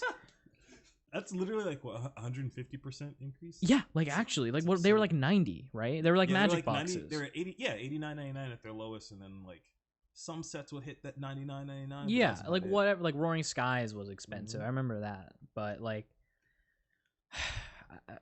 it's so frustrating. It's I can't play my favorite card game the way I want to. Granted, I can't play the other card game that I like. Fuck it, we're building dead card game decks. Like, James, let's play Naruto, man. Come on. Yeah, I feel bad for like kids. Yeah, because like they literally can't play. Like, so yes. Well, but I'm sure Pokemon is now like. I guess it's not really up. It's not them though. It's the outer market. Like Well, I wanted to look into this, but I haven't. I feel like this is the first time that they're actually reacting to that market. I actually don't know how they're reacting. I have to imagine that they're not still selling those boxes at the same price to distributors. There's no way. Because like, say for instance, a box normally sells for like $100. Mm-hmm. A distributor would probably buy those maybe 70, maybe 60. Like per thing, unit, and then like sell them. And they make gross. A little bit of profit there. I have to imagine that they're still not selling them for like 70, 80, 60. That would be insane, because all that would mean is that distributor is no longer a distributor. They would just immediately resell those cards. I don't, or those boxes or sealed product. because I don't see why they would ever work any deals with any retail company. Because if I were in their shoes, I'd go, we are sold out. We don't have any. Where they did have them, but they just sold them for immediate profit themselves versus selling them to a retailer who then also wants to make a profit off of it, and now they have to lose a little bit of profit too. I mean, so, while that is totally understandable, they would probably do that. They also can just jack the prices as a distributor, so they don't have to change methods. They still make more. Like, sure, they probably don't make as much, but they still make more of a profit. I'm curious whether the Pokemon companies increase their prices, like to the distributor. Yeah, maybe that's the question. Yeah, because if that would actually be really way shittier if they do, because then that just puts Pokemon eternally more expensive. Yeah. I mean, maybe they'll adjust it down, but they have to. They have to figure out a way to do it. I got an idea. Stop printing lollies, full art shiny girls. Shiny girls. Or better yet, why don't you age your fucking characters? That would be cool. Yeah. Yeah. Yeah. What about that? That'd Crazy, be nice. right? Yeah. We can look at Liliana and go, oh, damn, she's hot. Yeah. You know why? Because she's not 10. So you know what? I remember hearing someone say, like, Pokemon is never marketing towards the people that played it. They're always marketing it towards new people that are looking at which is good, actually. Which business is good, but so I can kind of get why, like, people like Ash still look like they're fucking 12. Wait, how old is he? He's like Ash aged in recent. So hold on. It took him I don't 5 watch years. the show anymore. Okay. So I don't know if I'm right about this, but I believe that there was an episode where he had a birthday, and he is canonically older now. Was he like 13? I don't. Maybe. He's 10. 10. He's 11 now. He's 11. I think. Dude. Something like that. He's not 10. He has to be older than 10. He has to be older than that. He was originally 10. OG is your 10th birthday. That was like the whole thing. Right.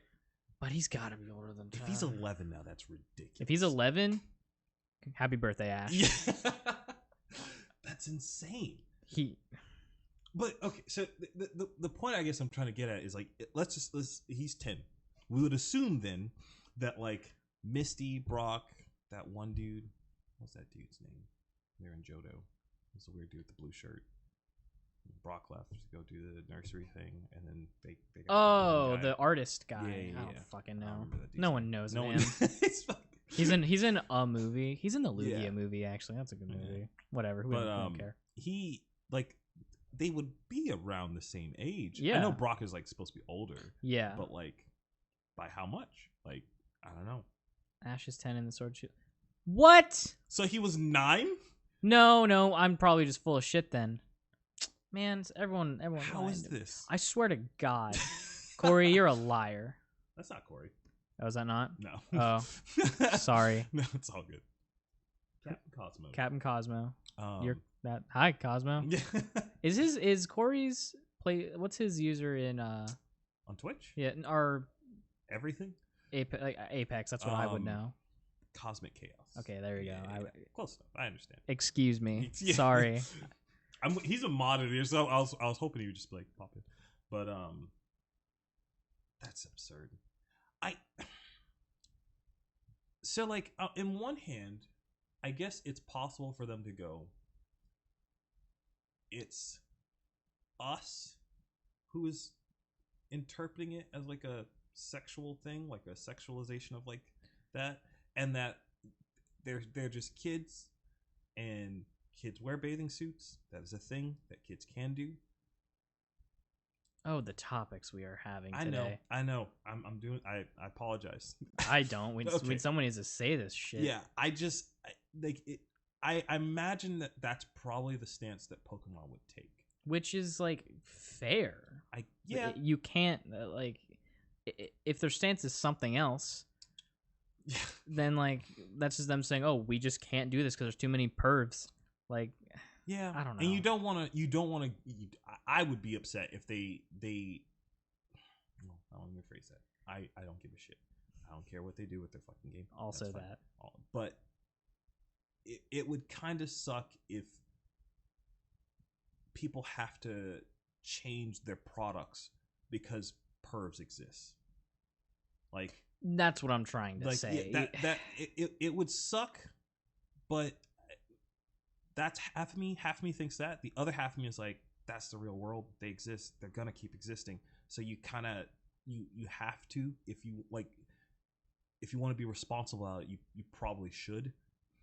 But even though we said we weren't going to talk about it, Vanguard is way worse, like crazy worse.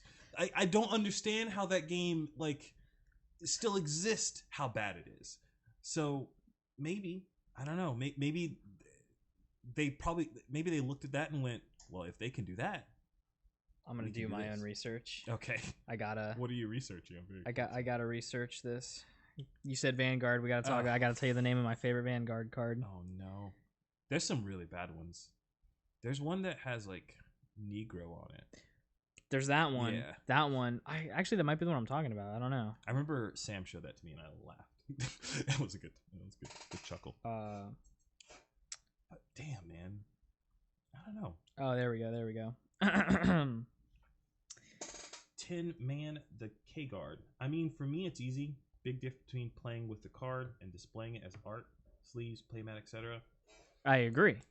Yeah, I totally agree. Because the problem with this also is all these cards, these super expensive full art cards now, not all of them are good and playable. That's true. That's the problem. Yeah. If you have a playable full art chick Yeah.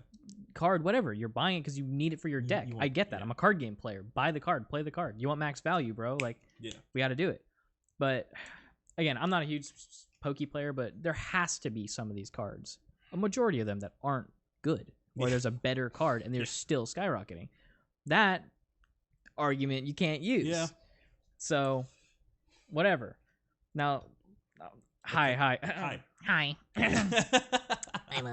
I'm a Vanguard player. Oof. I voice. enjoy Dark Magician Girl, and my card. favorite Vanguard card is Middleborg Black Boy. Metalborg Black. Metalborg Black Boy, BOI. Ooh. I. Oh. So it's not as bad, or it's cooler. Yeah, you know, it's so cool. I'm curious what this card looks like. Oh, I gotta show I you. need to see It's the picture. so Metalborg. It's not even a. A machine. Here you go. Take a look at that right there. Oh, I see what they did. I'm gonna show the audience this. Go for it. So I'm sure that's how they got away with it. Yep, there's a racist card there. Oh no. No. Oh no. And there it is. It's right there. Right there. Not maps, images. Maybe he's on the map. Who knows? Are there more different arts? Yeah, you can't really read it, I guess. Man, I could have sworn to a point in time. Oh, there you go. That just got better. I think it's small. Metalborg Black. Metalborg Black Boy. My favorite card. Man. A true Metalborg is strong even when in normal form. Oh, that's an exclamation mark. It has flavor text? Yeah, dude. Wait. Oh, right there. Yeah, at the top. What the hell? It's like I just see a paragraph of signs and symbols and shit. And there are some pretty bad ones though. Oh my god! In retrospect, this one's not that bad. It's not bad at all. It's funny. It's very funny. It's hilarious, but now if it was a Y, then it'd be real bad. Yeah, we'd have to talk. Have you seen the Florida cards? I call them the Florida meme cards. No. There is a witch of something blank. Witch of something Valencia. Oh. Like the Valencia orange. And then we have the college. So I call that one of the Florida memes. Okay. And then there's a card called 100% orange. And I said that should be the mascot of Florida. It's the Vanguard card, 100% orange. I have not seen these cards. They're just, the names are funny. I don't know. Oh.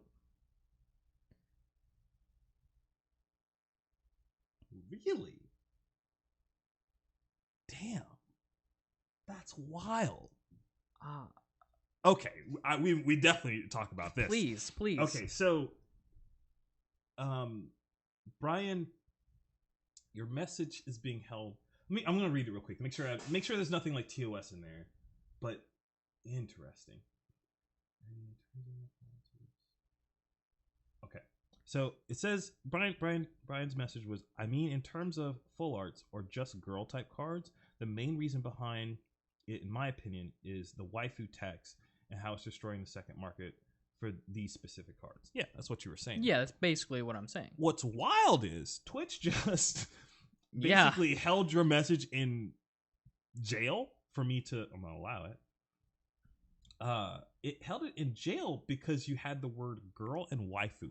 Okay, so let's go top to bottom. Okay. First word, girl. I'm sorry, Twitch. I didn't know that was a bad word. So like I want to give them the benefit of the doubt, and maybe it only held it because both of those words existed. Maybe. Like I don't want to believe that they would just like if someone were to type in girl, it's not going to be like, hey, can't say that around here. Sure. But that's crazy. That's interesting. I've never seen it do that before. I know they had like this new like TOS thing. And, like, yeah. There's a lot things, of which some of it sure. Crazy. Add permitted term girl waifu. So now it won't do that again. Hey, history, man. This shit is wild. Like now I guess we're on this topic already, but did you see about the whole simp and all that shit? Is it safe? Are we safe to talk about that? I'm gonna say it. If I get an email, I get an email. Well, so I've had I had this conversation it too. Fine, but it's how the word is used. Right. If I bring you on a show, this isn't my show. So, but if I were to bring someone on a show and be like, you're a simp, like just over and over and over, then yes, that is a problem. Or if the Twitch chat did that, that would be a problem. Sure, I get that because it's attempted to be used derogatory or whatever. But I think saying the word, I know saying the word is fine. Yeah, these things good. I love them. It's like better Gatorade. I haven't had this flavor. Yeah. I love body armors. Yeah.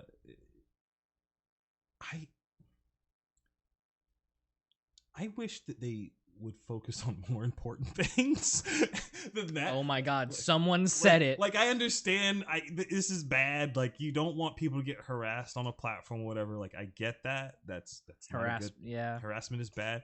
But holy shit, you got way bigger things to deal with than that. And it's just like every time they have something big, I almost feel like they always do this. Anytime there's something like huge that has happened on the platform, they always throw up some like small, not irrelevant, but like less important things. Like, hey, we're doing stuff. We're doing this, and everybody just goes, okay. What's something you think they need to be focusing on? Take notes. DMCA. Figure this shit out. This is ridiculous. Like people shouldn't be afraid to play music. Like even at the point now where certain video games, like you just literally can't play them. Like I don't understand how that's not like priority number one right now for them. It's just wild to me. Like their ban system is garbage. Like the way that like I could get banned today, be banned for a week, and have no clue why I got banned. You just won't know. Well, it's obviously because we said simp. That's possible. Yeah. But it almost feels like they assume that you just know what you did, and they're like, you know what you did. I'm like, yeah, I don't. Can you tell me, please? I'm a human being, and I need to be explained what I did so I can rectify it. I complain about this more for the people that it's happened to. I have been very lucky. I haven't run into anything where I've had any. I haven't even gotten any notifications about stuff. I won't say that my content is completely safe. Like I talk about all kind of dumb shit, and I say a lot of dumb stuff. But like I don't know. It could also be that my channel's pretty small, so like they're not. There's not enough people looking to report whatever I'm saying. So I don't know. I just changing simp and stopping people from like the simp thing was like meh. What really kind of was like, hey, you can't insinuate. Actually, you know what? That's actually more tame. I'm okay with that. Like them stopping people from being able to insinuate that people or streamers are doing sexual favors for Twitch staff, and that's why they are where they are. That's probably fair, but I feel like that just kind of goes under a blanket of harassment. Like you can just be like, "Hey, we don't like this on the platform," and then axe that person. I don't think. I guess I'm like making devil's advocate for myself, but I can see how by announcing it publicly and verbalizing it kind of lets people know that that kind of stuff is not okay. But I guess they should already know that. I mean, they should, but or at least like the streamer should be doing stuff to like mitigate that. I understand you can't 100% police your like community, but you can also make your guidelines / rules A, more accessible, and B, easier to understand. I think they do that shit on purpose. And they have to, because like it's like a police quota, like how I have to pull over 10 people this week. And I've gotta ban 15 accounts this week or I'm gonna lose my job. That's what it feels like. Yeah. I just the way that they dish out punishments too is kind of annoying. Like I don't even know what they do, honestly. So like there was an instance of you know that game Fall Guys? Yeah. Familiar with XQC? Yeah. Okay. He was playing a Twitch backed like tournament for that game, which first of all, the fact that you're running in a competitive Fall Guys thing is wild. I think that's funny. That's hilarious. But they did that, but in the tournament he cheated and screened like stream sniped someone. Oh, okay. They banned him for 2 weeks. Another streamer forgot that her stream key was still set to Twitch, but she also streamed on like an adult like chatting site. Turn the stream on, spread eagle, see that asshole, that nice little hole, little butthole. 2 days. Oh, so like, it's like, I see. It's okay, like, I was wondering where this was gonna go. It's like and I'm not saying that like you should be like she should be fucking banned indefinitely, whatever. What I'm getting at is I'm like, how is that worse than that? Like it, or at least if you're not, if she's gonna get 2 days, I don't think XQC should have gotten banned. Exactly. Like, I think like, that's the way you want to word that. I don't want her to get more of a punishment. Exactly. I just don't think it makes sense for someone who does something like that to get more of a punishment than that. I think that's crazy to me. I think the best way to do that is to not ban a different time per punishment. It should be blanket bans. How video games, like, no matter what you do, you get this. You get this amount. If you do it again, you get a more amount. Yeah.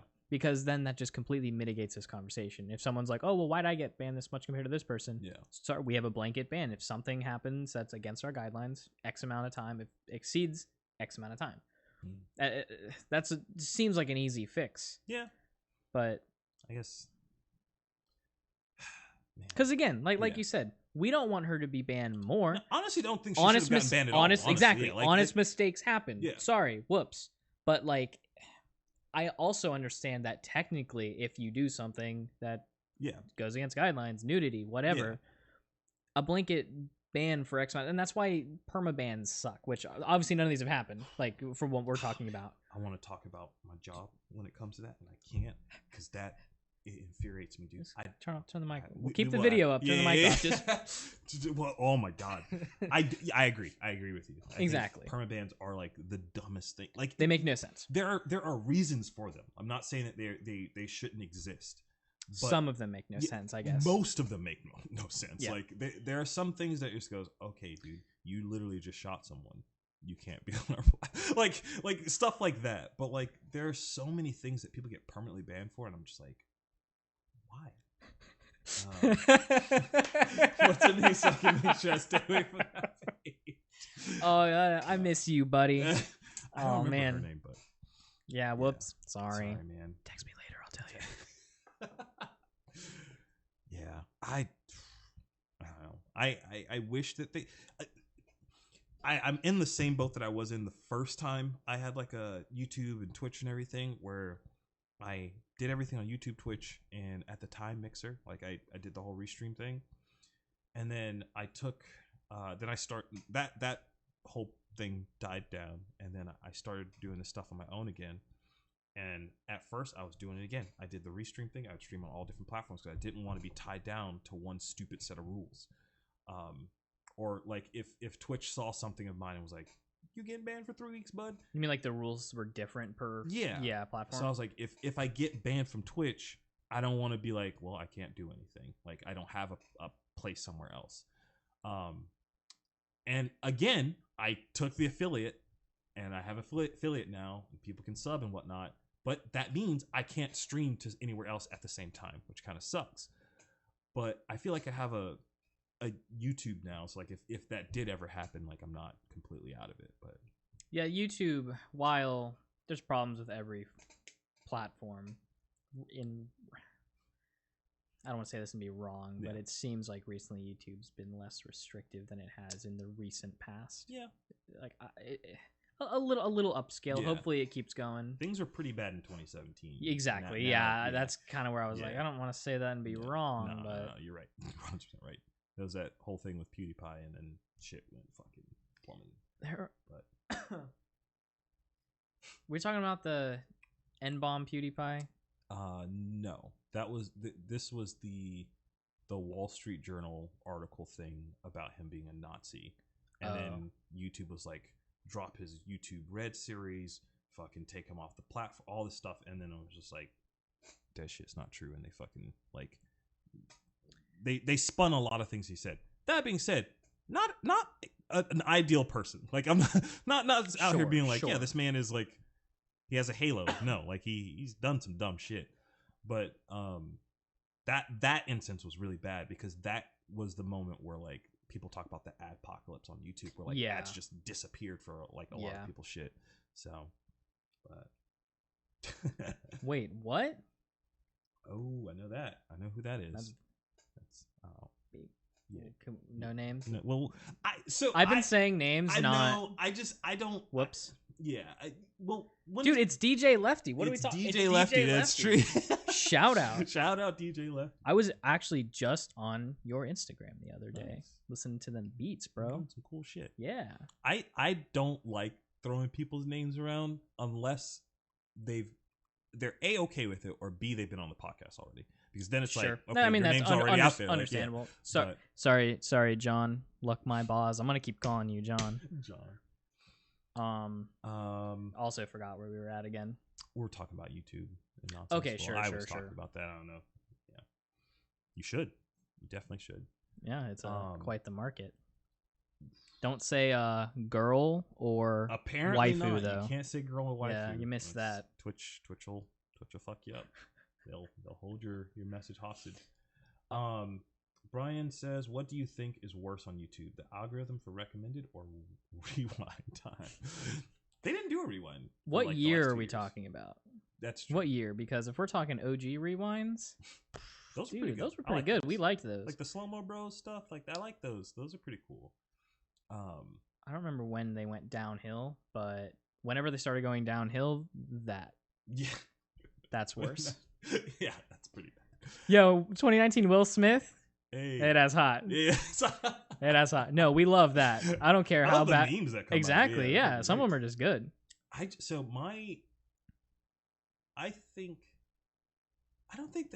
necessarily think the algorithm for suggested sucks either. I don't think it's that bad. I don't think it's bad. I don't know if you ever like let YouTube sit on autoplay for a long time. Mm-hmm. For me anyway, it plays the same videos over and over and over. Like there's a YouTuber that I watch, he does like these long reviews. I'll go to sleep, I wake up, it's all his channel. I'm like, no. Oh, do you mean the exact same video or the exact same video? Okay. Like, yeah, that sucks. It's super weird. I don't know why it does that, but it does. I'm like, oh weird. I mean, I guess like if you put it that way, if you leave your Spotify on that's true. Shuffle for a band songs, I'll get the same songs too. That's true. So it's just video format. I don't know what the algorithm is, like you say, but whatever. Yeah, it's not the end of the world, I guess. I also don't know how much time you have, by the way. So if you got a dip, let me know. Whatever. Hey, man. What time is it? I don't know. Is that accurate? Yeah. Yeah, I'm good, bro. Okay. I'll go. Okay. You got minimum another hour 20 from me. Oh, damn. So right. you just tell me. Going that long. You just tell me when you're good. Okay. Cool. And then you can leave my apartment. And and I'll just go take a nap or something.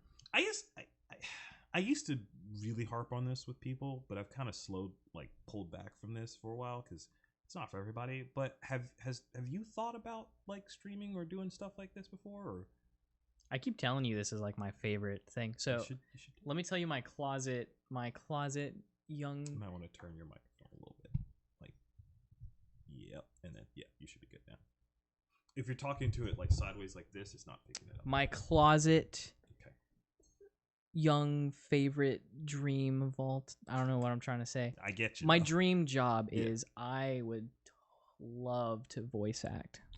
I love talking. I don't know if it's my dream job, but I really it's definitely my dream job as like a thespian who likes acting but also doesn't like to move that much. I would love to. I just love talking. I don't care what it is about, man. I don't care if I don't know anything about it. I'll just talk as long as I can. But podcasts are great. I listen to so many podcasts. Same. I'm in podcast discords. Really? Yeah. Like not like fan discords for podcasts, but like, hey, like startup podcast. Here's info you need. Interesting. I just don't have any equipment because I'm poor. But this March, that's what I get. Nice. Because I have a good chunk of money stored now. Awesome. So hopefully I get a nice little setup. Yeah, you're the guy I need to come to, huh? Dude, I did ask you about the computer thing. It just didn't happen at the time I thought it would. So. I thought, did you get it already? No, I don't have it. That's the bit. Yeah. Okay. Yeah. Everyone keeps telling me now at this point though, because I told you I want to learn these things. I don't just want to like. That's one of the things that I try to stress to people is like they're like, oh, I will just get this pre-built thing. I'm like, that's a bad idea. Like I understand it's a little daunting, but dude, I messed up the first motherboard that I put together. I think you were telling me about this. It fucking fried that shit. But now, literally, somebody could put all the parts of a computer on a desk. And I'm like, all right, cool. Pump that out and like. See, that's impressive to me. I know so many people that can, but it's just so cool. The cool thing about it is like, it's not even about the building. It's about whenever something goes wrong, I know exactly like what it is. I'm like, okay, well, I need to replace that. That's more impressive. Like I had that issue. I mean, that was a little bit more self-explanatory, but I was streaming the other night. I was very upset about this. Steven was like, comes in, big raid, hosting and whatnot. I was like, nice, cool, nice, buddy. Computer crashes. Hard drive dies. I was like, nice. This is life. All right, cool. But like, I was like, okay, well, the hard drive's died. I have things on it that I want to get. So like, I went out and bought like a transfer kit thing so I can move all that stuff over to a new hard drive. And then I ordered another hard drive. Like, it's good. I've had situations where like in the past where something like my computer stops doing something, I'm like, what the fuck's going on? I'm freaking out. I don't know. But now, I don't know. That's funny that you brought up. Brian brings up, hey man, Linus Tech Tips God tier level computer setup tutorial. I think it is so funny that dude's on Twitch now. I think it's awesome. It's really cool, but it's which guy is this? Skinnier dude. He's not super tall.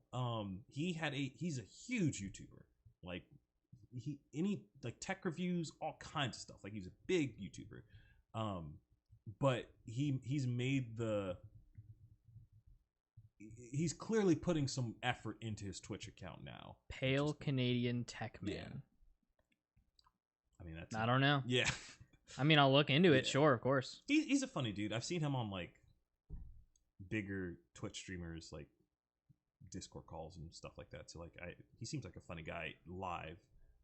I've seen his YouTube videos before too. Yeah, he's super popular. But yeah, I don't know. It's stuff I've acquired over the years. I remember like even being a kid, my dad, when he bought our family computer for the first time, I would watch him like go in there and like fiddle around with stuff, and I would sit there and I kind of understood it as a kid. And then it wasn't until actually I wonder if anything from that computer is still live. Maybe. I think the computer that I currently have is a computer that that evolved from a computer that I bought from Walmart in college. Hey, I bought that computer, and then I remember replacing graphics card, CPU, the case, the motherboard. Just over the years, like now at this point, I think the only thing that exists from that computer is one of the hard drives. I don't think anything was from before, but yeah, like, yo, Lefty, thank you for the Twitch Prime subscription. Oh my god, so You need to have something cool to do. Does that star light up? Not anymore. I think it's dead. Darn. I have cool stuff when I'm streaming games that like pop up, but Yeah, you need to have for the podcast. I don't. poppers. Yeah, I thought about buying some new lights that like activate different things. Like you can sync up like those hue lights to Twitch notifications and whatnot. I was thinking about doing that. That might be cool, at least for these. Like That'd be pop some cool. better lights in there. That'd be kind of cool. Those fireworks on chat for everyone's watching. Yeah, cool. Nice. Awesome. Happy 4th of 4th of January. January. Is it January? It's January 30th? 31st? 30th? 30th? Is it One of 30th? those days? One of those. It's the 30th. 30th. It's the 30th. Because I remember I fucked some dates up for something else. I had something else, I think. I don't remember. Oh, no. I was like, oh, hit me with it. Well, what were we saying? We're talking about YouTube and Twitch. And whatnot. YouTube and Twitch, sure. Yeah, I don't know if you. I like Twitch. Oh, I got a question actually. Yeah. So for the PC thing, I was suggested if I'm trying to, let's say, for lack of a better word, ball on a budget, to if you can find someone selling a computer built for, you know, obviously if you get it checked out and make sure it runs and everything. Right. $500, right? You're buying like a $700, $800 computer for $500. Sure. And then you just build on that. Yeah, that's what I did. That's exactly a good what I idea, did. right? Yeah. Okay, because it's good for two reasons. A, you get to get something for cheaper, and B, while you're building on that, like you're gonna learn so many different skills that you didn't like that you wouldn't have learned otherwise. Like I remember the first time I had an issue with a power supply. I remember the first time I had an issue with the GPU. Like all kinds of different things that have happened over the years that now I'm just like, oh, okay, cool. First time I put in a CPU, that's the scary, most daunting thing to ever do. I don't know if you've ever seen like the bottom side of those things, like the little tiny pins. One of those things bends, you're fucked. Yeah. So it's just like there's hundreds of dollars just gone. So like, but now I do that. Like it's you do it like carefully, but it's not as like oh shit. Yeah. I'm gonna mess this up. Like it's just kind of like easy. He has DJ Lefty has a good point too. Like check pawn shops. Oh, okay. Pawn shops are huge. The microphone I use. Wait, really? Yeah. The microphone I use in there for like game streams, bought that at a pawn shop. We like that. People are like, dude, your mic sounds so cool. I'm like, literally cost me like $30 for a really, really good mic. There's a website that I haven't bought anything from them, but I've heard nothing but good things. It's literally like discount computer stuff. I was thinking about buying a laptop from there because the laptop I had is dead. I've been kind of using a Chromebook and those things suck. To what, play Minesweeper? Apparently I'll be able to play Arena on it soon. So there's that. I doubt it. Yeah, that's true. It probably will not be able to support it, to be honest, but that's what it is. Literally it's a YouTube machine at the moment. But I need an actual laptop because I have ideas for different videos that I want to do in between the podcast that I need a mobile setup to do. So I'm on the market for a decent laptop. Well, if I get a computer in March and you still want a laptop, I might be looking to sell mine. And it's a pretty nice laptop. It's touch screen, it's a Yoga, it's a full fold, so if you want to. Well, the specs I'm more concerned. Oh, of course. I mean, of course. I'll show it to you. It's nice. Dope. Yeah. If you were to get into doing this kind of stuff, what kind of content do you think you'd be interested in making? I mean, I do the thing that everybody does. You want to do everything at one point. You know what I mean? I want to stream games. I want to make my own podcast. Oh my god! I want to Pokemon card box openings. You'll never catch me doing that. I will also never do that. I as much as I'm around cards and like into that stuff, I'm not a box. I'm like, yo, dude, I just got this card worth $20. put in this Did you thing. see the guy that he was opening a Vivid Voltage or whatever Pokey set had the Hyper Pikachu in it? Is It that was that one? bent? Someone in his Oof. chat donated like $10 to bend the next pack, and he was like, "Sure." Bends the pack, opens the Hyper Pikachu, and starts crying, just yeah. bawling his eyes out. I I was like, "Yeah, you fucking "You deserve it. dumb." Yeah. Don't no, absolutely It's like, not. Here's your $10 back. Yeah. I'm not fucking. I'm not bending a Yeah. pack. It's this pack. Whatever happens, it's always the next pack. Yep. It is always the next pack. Don't do that shit. Like, I'd cry too, but don't- also I'm not a a monkey for $10. Yeah. Like, come on. That is one weird thing with Twitch though. Is like Do it's a not- do a it's not- flip. Here's Yeah. $5. Do 50 push-ups if I send you $20. Like there is that culture seems to be kind of going away. Unless you're a yeah. female. Yeah. Yeah. It's unfortunate. Yeah, it is. I guess yeah. It's weird. Like in order for, or it seems, and I could be wrong about this, but it seems as though in order for you to, for a woman to mitigate that, they have to be very not like they have to actively be not sexual, which I think is bullshit. But I don't know. I don't know how you fix that shit, dude. It's like we were saying earlier, you can't fix people. Yeah. So there does get a certain point where like you can do everything in your power to like make sure you don't come off a certain way. Yeah. But you can't change how people like want to force how you look or act to themselves. I don't know if that was explained correctly, but I got it. you know what I mean. Yeah. Like eventually you just got to be like, dude, get the like permaban. I think that might be the one big thing I think female. Because okay, so let me back up and explain why I even want to talk about this in the first place. Because when you were saying like I do the thing everybody wants to do, is like all the games and whatnot. Sure. It took me a while, even now, like up until like maybe 2 weeks ago, I finally have like these are the 3 lanes that I want to be in. I don't want to do anything else outside of it. I like video games. I'll make video like basically I like video games. I'll make content about video games. It may not be actually just playing the games. It may be like my thoughts on stuff or thoughts on certain video games. But I want to make that stuff. I danced around it for a long time, but I think I've come down to the point where I like talking about politics. I understand people don't.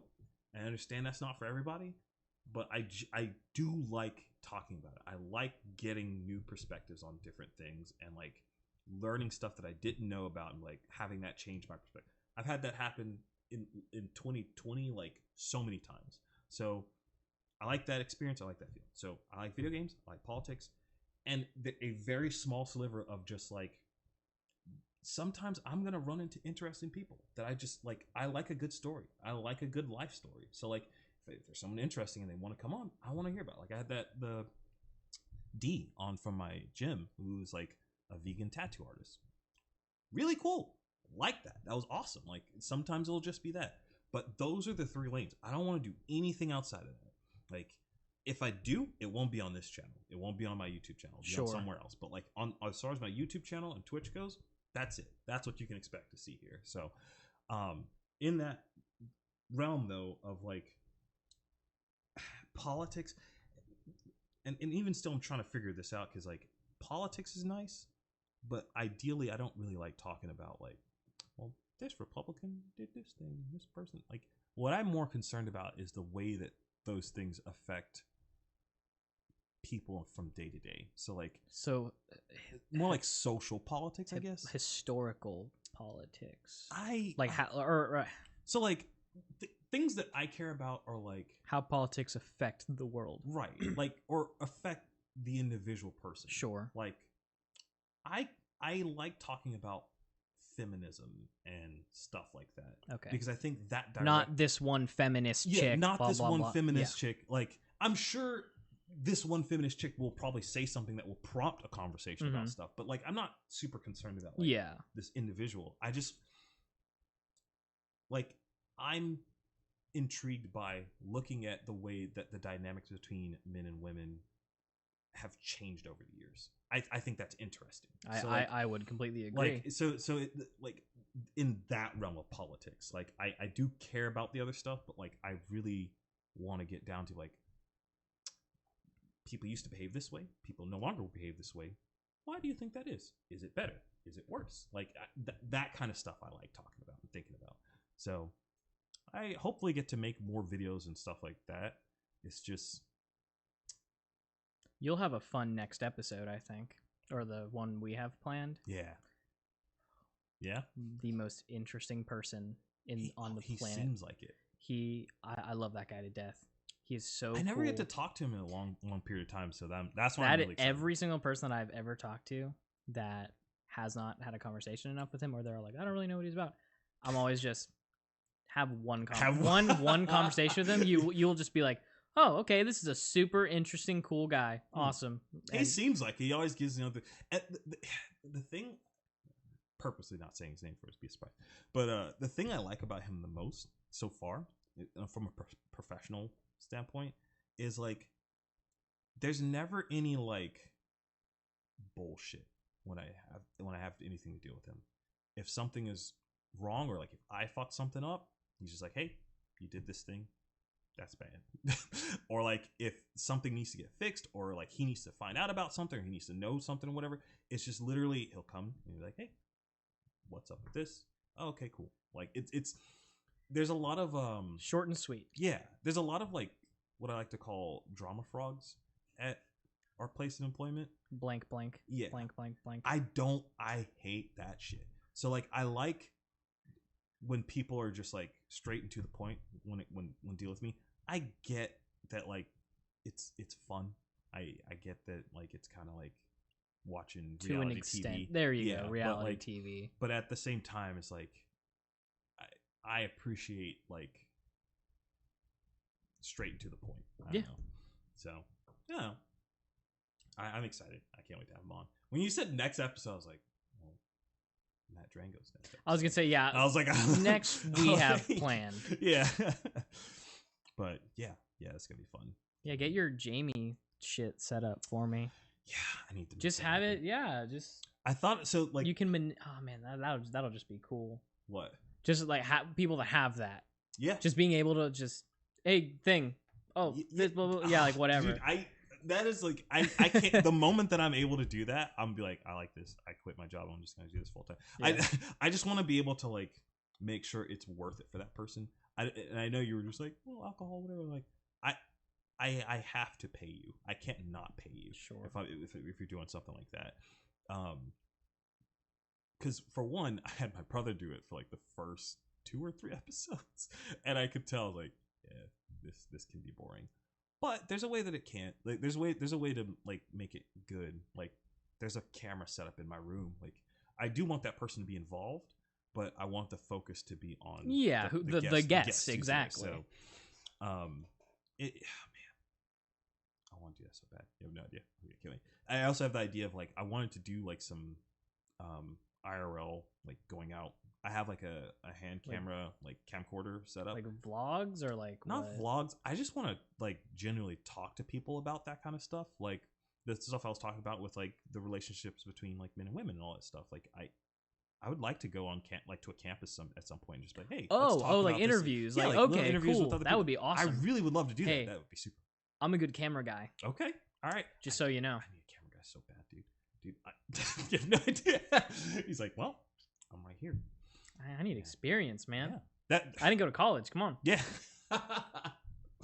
I started doing like some photo shoot stuff, which I did some of that in college, but it's been a while, so I'm like getting back in your into groove. The groove and stuff. I love it. It's fun. Especially like setting up shots and like really getting artistic with that stuff. Yeah. But like the kind of stuff that I want to do, it's not exactly artistic.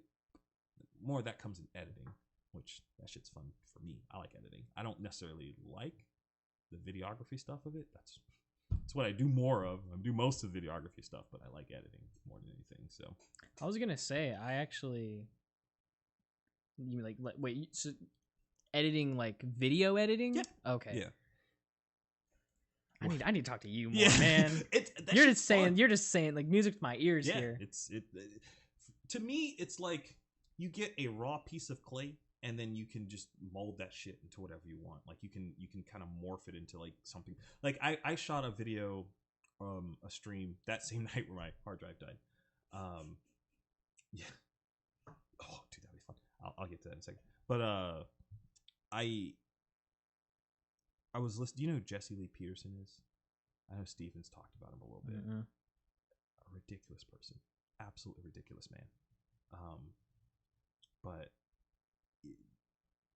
he's like, just find it. Video. Jamie, pull it up. I think this is it. Yeah, this is it right here. Okay, you're gonna hear some takes. This is from the video that I made already, but I haven't edited it yet. Let me refresh this page. I made the switch over to Windows Edge. So today is the last day of the President Donald Trump in the White House. But we haven't heard the last of President Donald Trump. You can mark my word on that. It's been an amazing 4 years. Eye-opening for me in more ways than you can even imagine. Eye-opening 4 years in more ways than you can even imagine. Okay, there's a part of me that feels bad for picking on this dude, but at the same time, this dude has like big numbers. Like he has his like own radio show and talk show or whatever. I wonder why. I recorded a video of me like reacting to this thing, but I don't think it's going to be the same thing that people are expecting reaction videos to be. A lot of times reaction videos are just like camera, video, react. I'm gonna edit the shit out of that shit. It's gonna be funny. Like I want it to be really funny, but it's like this video 15 minutes long or whatever, so I'm gonna cut it out and edit. But like, oh man, this guy's my favorite. I'm gonna. You know who Beetlejuice is? Yeah, like the character. Yeah. The fucking zombie. No. Okay. Yeah. Maybe I don't touch on that. Okay. Never mind. All right, dude. He's my favorite. That guy. Yeah. That 30 seconds was a long 30 seconds. It was an interesting 30 seconds. It's good. We can look at it if you want to look at it. It's funny. It's a good time. It'd be a well, no, because then there's the copyright. Blah blah. But yeah, sure. I'll watch it. Send me the link. I'll watch it. It's funny. It's a good one. This guy's my favorite. Yeah. So he has a stadium. What's it? He has this like thing where if he's debating someone and they say some shit that he clearly can't refute, he will just be like, amazing, and then try to move on. So like, it's become a meme. There's do you familiar with the streamer Destiny? Yeah. Like he has an emote in his chat that is the Amazon logo, but it just says amazing because he's debated this guy so many times. It's so amazing, funny. amazing. It's so funny. Holy shit! It's one of. Whew. If you ever talked to Stephen Andreu, yeah, he does such we a love impression. The guy. He's so good. He's great. I always feel bad. I don't watch his stream as much as I should. I just get out of work so late. Yeah. So I get home and then he's like, "All right, signing off." I'm like, "What? Fuck? No." Nah, he's hilarious, dude. I was telling him I gotta schedule him and Corey at some point to get on here. But Corbus does not need to come on here. Nah. No, that guy's whatever. Yeah, he's okay. He's fine. He's fine, I guess. I don't know. I forgot I had that emote still. That's Which one? wild. It's kind of hard to see on this thing, but a long time ago, you remember Rainbow Six, Vegas? Oh yeah. So they had a thing where you could take a picture of yourself, and they would map your face onto a soldier's face. I did that, and it came out hilarious. So I'll show it to you. Please. I'll put it up, but like, yeah, those are the emotes that DJ Lefty just put in chat. But yeah, I feel like I'm kind of getting to a point though where I've exhausted what I've got. I don't know if you have anything else. Let me ask you one question. Let's hear it. Back on like activities. Sure. Have you ever watched like sword fighting championships? I have. Not fencing. Yes. but like Actual broadsword. broadswords, fucking Yes. bashing people with armor. Yes. Yeah, I have seen this. So I've been getting so into watching these videos because what do they call it? Historical Yeah. arms. Yeah. Yeah, like real world weapons. Like I'm not saying fencing isn't Yeah, anything, but yeah. like war weapons Yeah. from back when. Me and my friend were watching these videos together, and we were like, I'm very glad he said that. Yeah. I wrote that in my notes Okay, actually, and I all right. forgot. So we're on swords now. Yeah, so let me finish my thing. Okay, all right, cool. Okay, so the sword and buckler. Yep. Yeah, Yep. I want to learn sword and buckler so badly Interesting. because it's so neat to me. I don't know what it is specifically, but I watched. Okay, so they actually like train Right. in the ancient style. Like there are, I forget how many. I think there's 6 or 7 stances, Okay. something like that. But these are literally, imagine like Victorian photos where it's like those cruddy like flat drawings of people. Yeah. Like think like Yeah. the Pope, like Yeah. kind of old drawing. There are actually pictures like hand drawn from way back when of the 7 stances on a sword and buckler, and they use those exact images to train. It's interesting. It's like these historical ways of fighting have not changed, and it's super neat. And I also love the idea of how a little shield, like a very tiny shield, is your just defense. Yeah. And how like my example is if you're holding a shield, you want to hold it flat in front of your knuckles. So Right. but how holding it this way, any way you bend gives you full motion. So like if I'm cutting at you this way, Yeah. I just open the it. shield a little bit, and then my wrist is still fully protected, so they can't like slide down to my hand. It's just an interesting, super interesting thing. I don't know. I got into that a lot recently. I remember watching those. There was something about it that like what I saw was like fully armored dudes. They had like morning stars and shit. Like they. Yeah, like it was it like a world competition thing? I think was it on Netflix? No, this is on YouTube. It was on YouTube. I saw something on maybe it was on Netflix. I watched like a full ass documentary. They had like I saw a full documentary. I saw one of like one that was more like Viking kind of time based.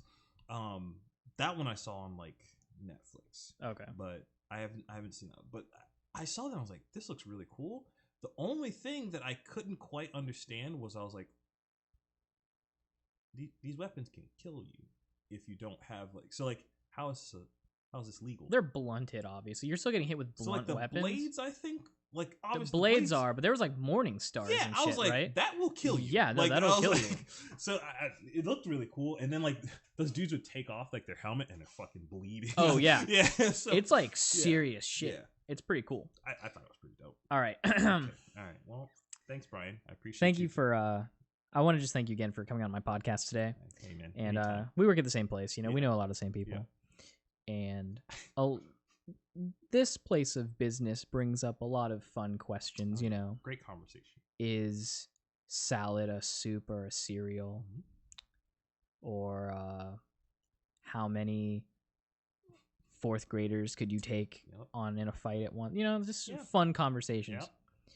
One of the more recent ones, I think it was pretty recent. Yeah, I was like, could you, not you specifically yet, okay, just in general.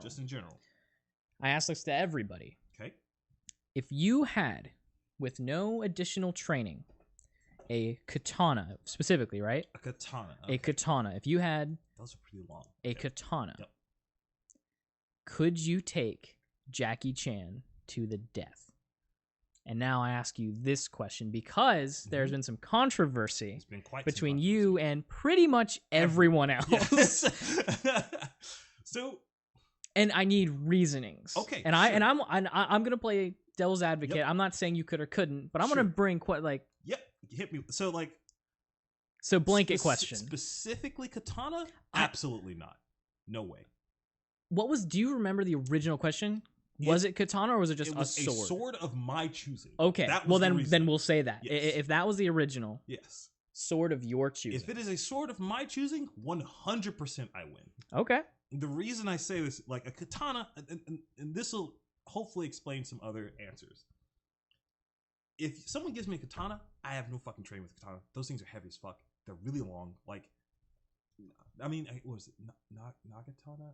Naga something. There's another. I know weapon exactly. that's They're really super long. It's not that, but like a katana still is pretty long.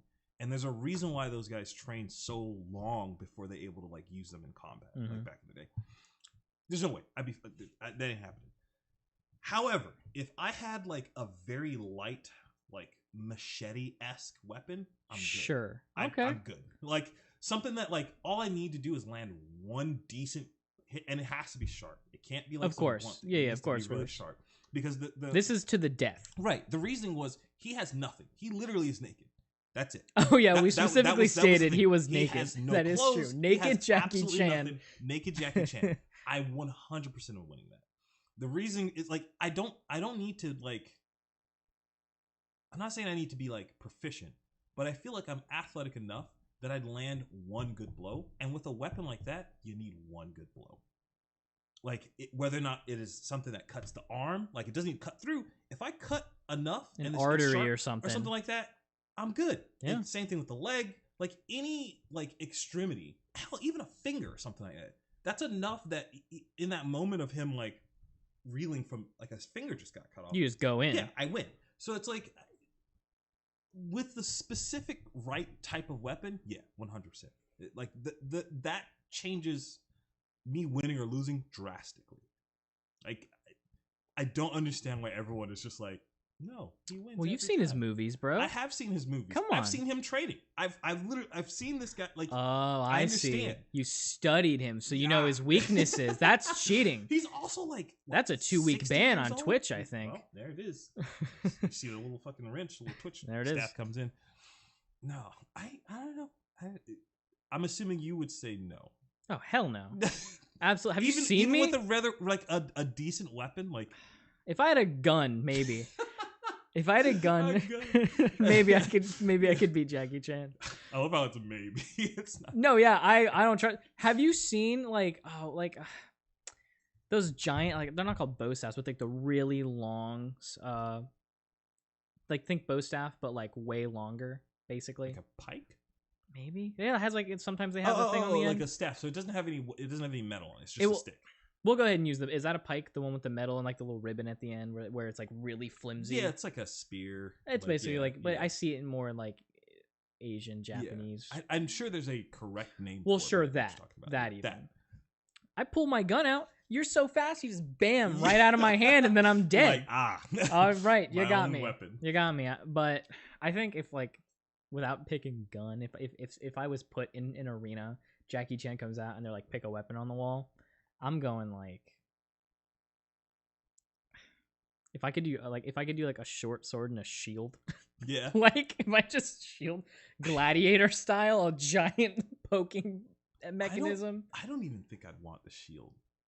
I would Captain America it, man. Well, throw it at him. The problem with a shield or something like that is he can grab it, right? Like if he gets his hands on oh my god, phone stop. If he gets his hands on like the shield, now I have a problem.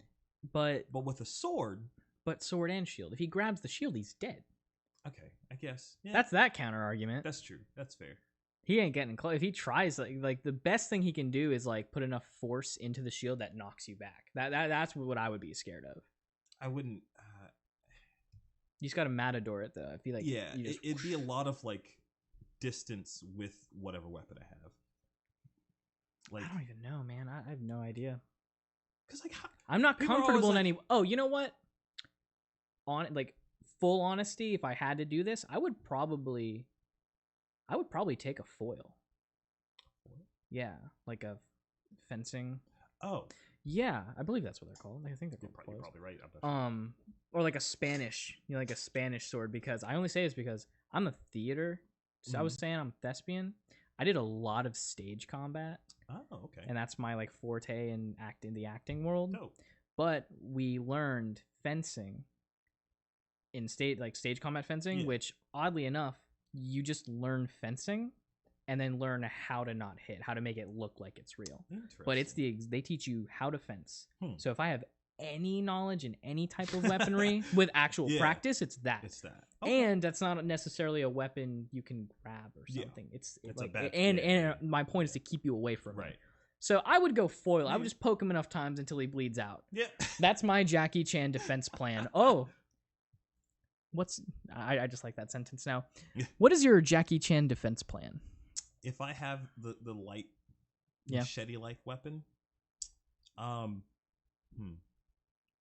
feel like what would honestly happen is we would be staring at each other for a long period of time, because he's probably more patient than you are. Probably. I can see him realizing that I have a weapon, realizing that I'm much taller than him. Like, so I have way like. Do you know how tall Jackie Chan is? I would imagine I'm a lot taller than him. How tall are you? I'm 6 foot even. 6 even. Yep. I'm guessing my favorite 5'10". man in the world. I'm so happy he's here. I hope he's really short now. Love it. 5'10". What are you guessing? Not looking at it. Did I click the thing? No, you clicked it. Yeah, but it's not showing it. I would say. What'd you guess? 5'10". I'm probably wrong. Yeah, he's got to be shorter than that. I'm guessing like 5'7" or 8. No, I 5'6", don't. 5'6". You think Jackie Chan is shorter than me? How tall are you? I believe I'm like borderline 5'7", 5'8". Every time I get measured, they say 5'8". So he's 5'7". Okay. That's my All right. Here you go. Probably get off these are images. Yeah, it might help. Uh-oh. That dude's not that short. Fuck. That's right in the middle. Right in the middle. Okay. 5'9". Okay. All right. Jackie Chan is 5'9". Bruce Lee was shorter than Jackie Chan. And then Jet Li's shorter than all of them. That's crazy. Interesting, but don't worry, Chris Tucker. I love the fact Chris Tucker. I love like Jackie Chan, Bruce Lee, Jet Li, Chris Tucker. That's great. He's 6'1", so I don't know what you do against that. I don't know. So yeah, like a short sword machete, one-sided. Yeah, I feel like Well, he could use that against you though. If it's a one-sided bladed weapon, catch the other side. He's a martial arts master, you know. The problem is like most short swords that are dual-sided are heavy. Those things are heavy. What about just like big daggers? That's short. So like I don't want a dagger because a dagger is extremely easy to be turned and used against you. Fair. Like whereas a longer blade, you just get more distance. That's the whole point. Well, so like if I have a short dagger, you're a dagger now.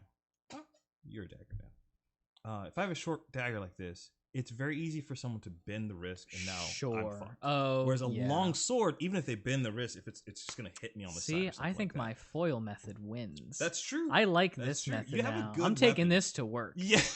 Because you can't turn it on me. That's if true. You can swipe it away, sure, but it's so damn light. I'm maneuvering that thing like crazy. Also, so those things, how are they bladed on the side or is it just pointed? So the Spanish like I thought they were like crossed. Tulio and Miguel. Yeah. What's that? Oh, come on. The movie. I can't remember the name of the movie now. Road to El Dorado. Okay. Have you not? I don't think I've seen it. If I have seen it, different time. Okay. Like old Spaniard swords, yes, are bladed on the sides, but they're still thin. Sword, like what am I saying? Princess Bride. You've seen the Princess Bride, that kind of thing. Yeah. They're lightly. Most of the time, they're lightly bladed. That's my question. Is it a flat blade, or is it a cross, and it's pointed at the tip? It's a flat. To my knowledge, it is normally a flat, rounded, slightly blade. Interesting. So it's not a circle. Interesting. What I'm talking about is a circle. Okay. Pointed. That's what I'm talking about. Where your main way of winning is jab. Jab. If you hit, you can hit as many times as you want. You're not gonna do anything. So I think that's your problem with that weapon. Is it I can't smack? Correct. Well, no, that's why okay, sure. I think I did clarify the Spaniard. I did just change my mind. You did. But the bladed, thin. Yeah. That's what I think you go with. That is a solid weapon Because like if your only means is poking, and he Dude, just sidesteps, have he you grabs that shit, seen? you're fucked. Have you seen the? Well, he grabs it, but you just like you can't. I'm saying you can't really hold hold that. it, yeah. That's the problem. But granted, you're probably right. You grab it, get in. Yeah, Whatever. he's going for the but you have the buckler. In this instance, I don't have a buckler. Ooh. I'm not saying this and buckler because that's two different things. But I feel like, yeah. I don't know. I Like mean, my weapon is a suit of armor. my weapon. I still think that gun wins. Yeah.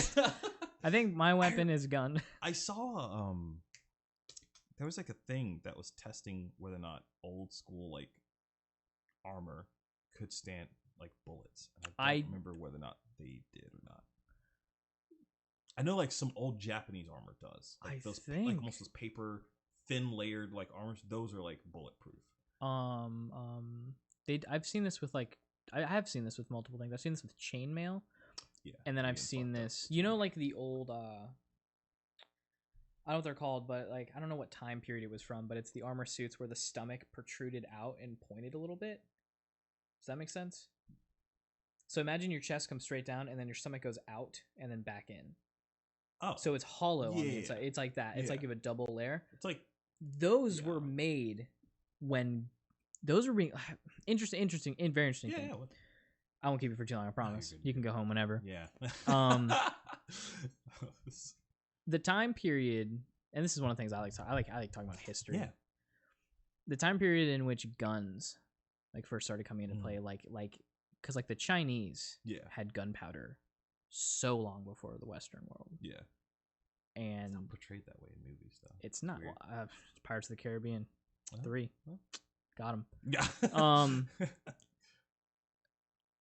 Guns and like projectiles were being used earlier than a lot of people think. Like suits of armor and swords were still a thing when guns came to be. And the reason why they got like taken out of history, we were like, damn, we need to get new armor and shit because these guns, you're getting through our fucking armor. Yeah. Like, imagine being that guy on the battlefield with a sword and armor and this projectile flaming ball shows up. Like you don't even see it. You just see like this haze. You just die. Granted, they were also using like cannons and stuff at the time, but like the smaller versions are crazy.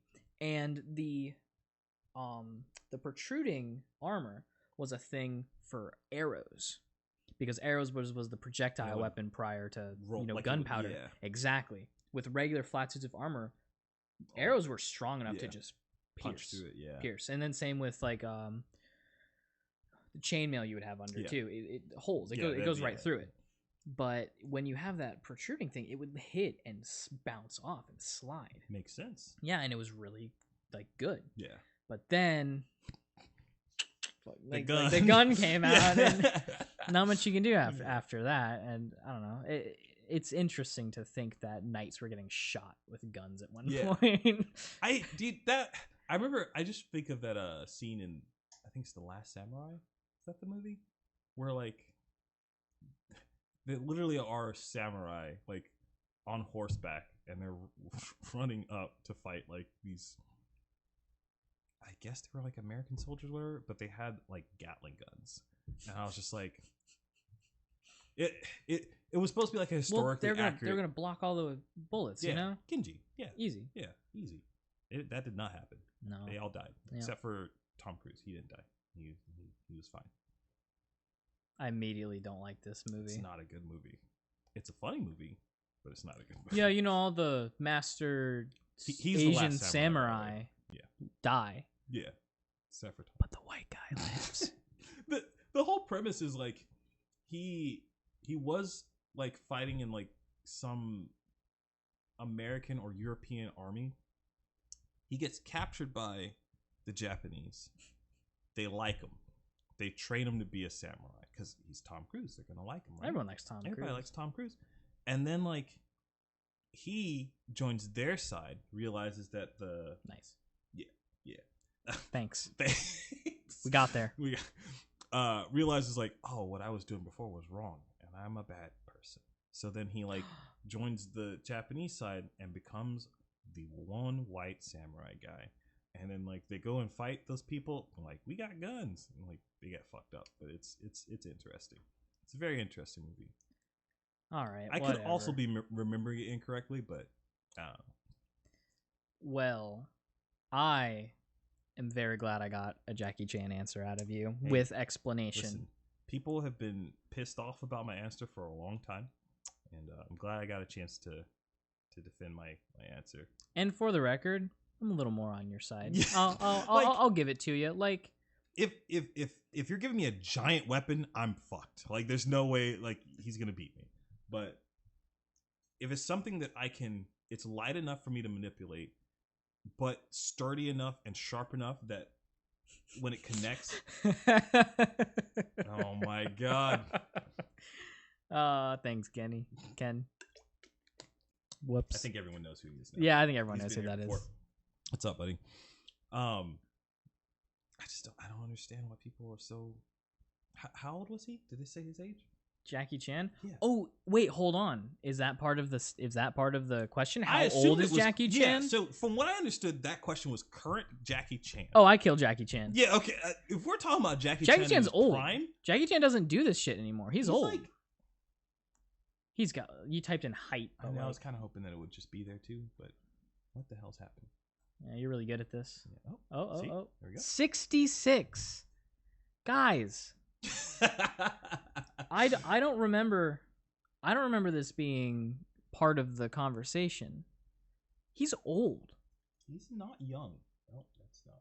I want to know what the last time, or like when the last time he was doing stuff was. Oh no, I feel bad now. Damn. Oh well. Oh, whoops. Yeah. That's fine. Whatever. Is it? Oh well. It's We fine. can redo it. I'm not going to. No? Okay. No. No biggie. It's fine. Sorry. None of you guys told me anything. I hate you. No. It's all good. It's fine. It's fine. So we really did have that magic card on screen. No. So I changed it back then. Okay. That was up since the last time we talked about Jackie Chan. All right. That's fine. You know, That's not the should worst. be too bad. Well, yeah. I think we kill 66-year-old Jackie Chan. Yeah. Yeah, I think that happens. Yeah. Sorry, guys. I think that He's just like happens. slightly taller than me, and I think my sword play pretty good. I just like I know 66-year-olds that are like they could take me in a fight. Oh, Like, for that's- sure. Like But so we have weaponry. we have weapons and he does not. That is the biggest thing. Like if you want to talk about Jackie Chan in his prime versus me right now, that's a different story. That's a very different story. Okay. Like do I have a chance of winning? Yes. Is that chance high? Probably not. So Yeah, we snared it against Prime Jackie Chan. he just finished doing the one in the 90s in New York. Some movie. That Oh I don't yeah, know. I remember that. Yeah, he did a movie like close to his age now, where he's fighting. Like, and there's like I saw bits and pieces of it, but I don't remember what the movie's called. Sure.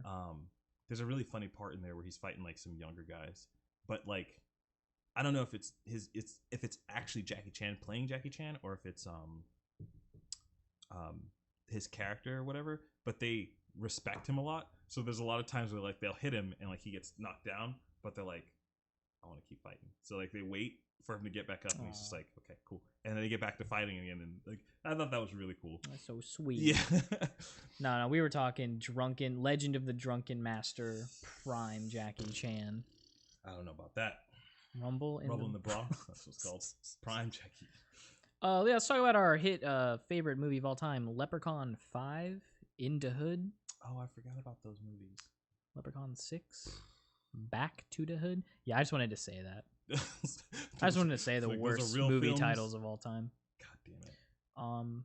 Yeah, I think Yeah. I think I'm comfortable with that knowledge. We're just I think I'm good to take the break now. Yeah. We'll take 5 and come back, right? Yeah, we'll take 5, head out.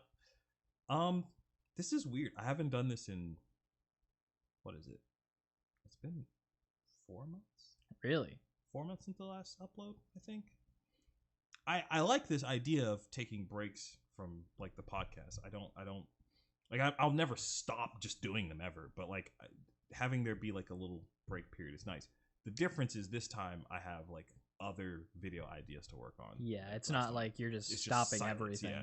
Before, I mean, I was still streaming here and there, but like it wasn't the same. Now I kind of have a plan going forward, which is nice. But yeah, man. Thanks for having me on the podcast. Of course, it. you are welcome. Yeah. Literally anytime. Like I love having your company, Yeah. man. It's fun. It's always great. fun. And thanks for working the computer for me Yeah, too. no problem, I have no my problem. fingers Yeah. hurting. It's not something normally they ask guests to do, but you know, I got a certain set of skills. I don't mind doing it. It's fine. Totally fine. All right.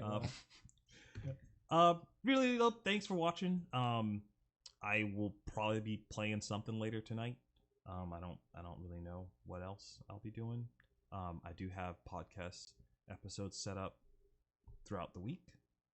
All of February is lined up, and then the first week of March is. But all right, book me for the second week of March. yeah, he's like, I'm coming back, boys. I'll sit at this table and talk for years. Yeah, I love it. I kind of wish I could get more chairs like these though. But These are kind of nice. yeah, thanks again. Peace. I want to play some music to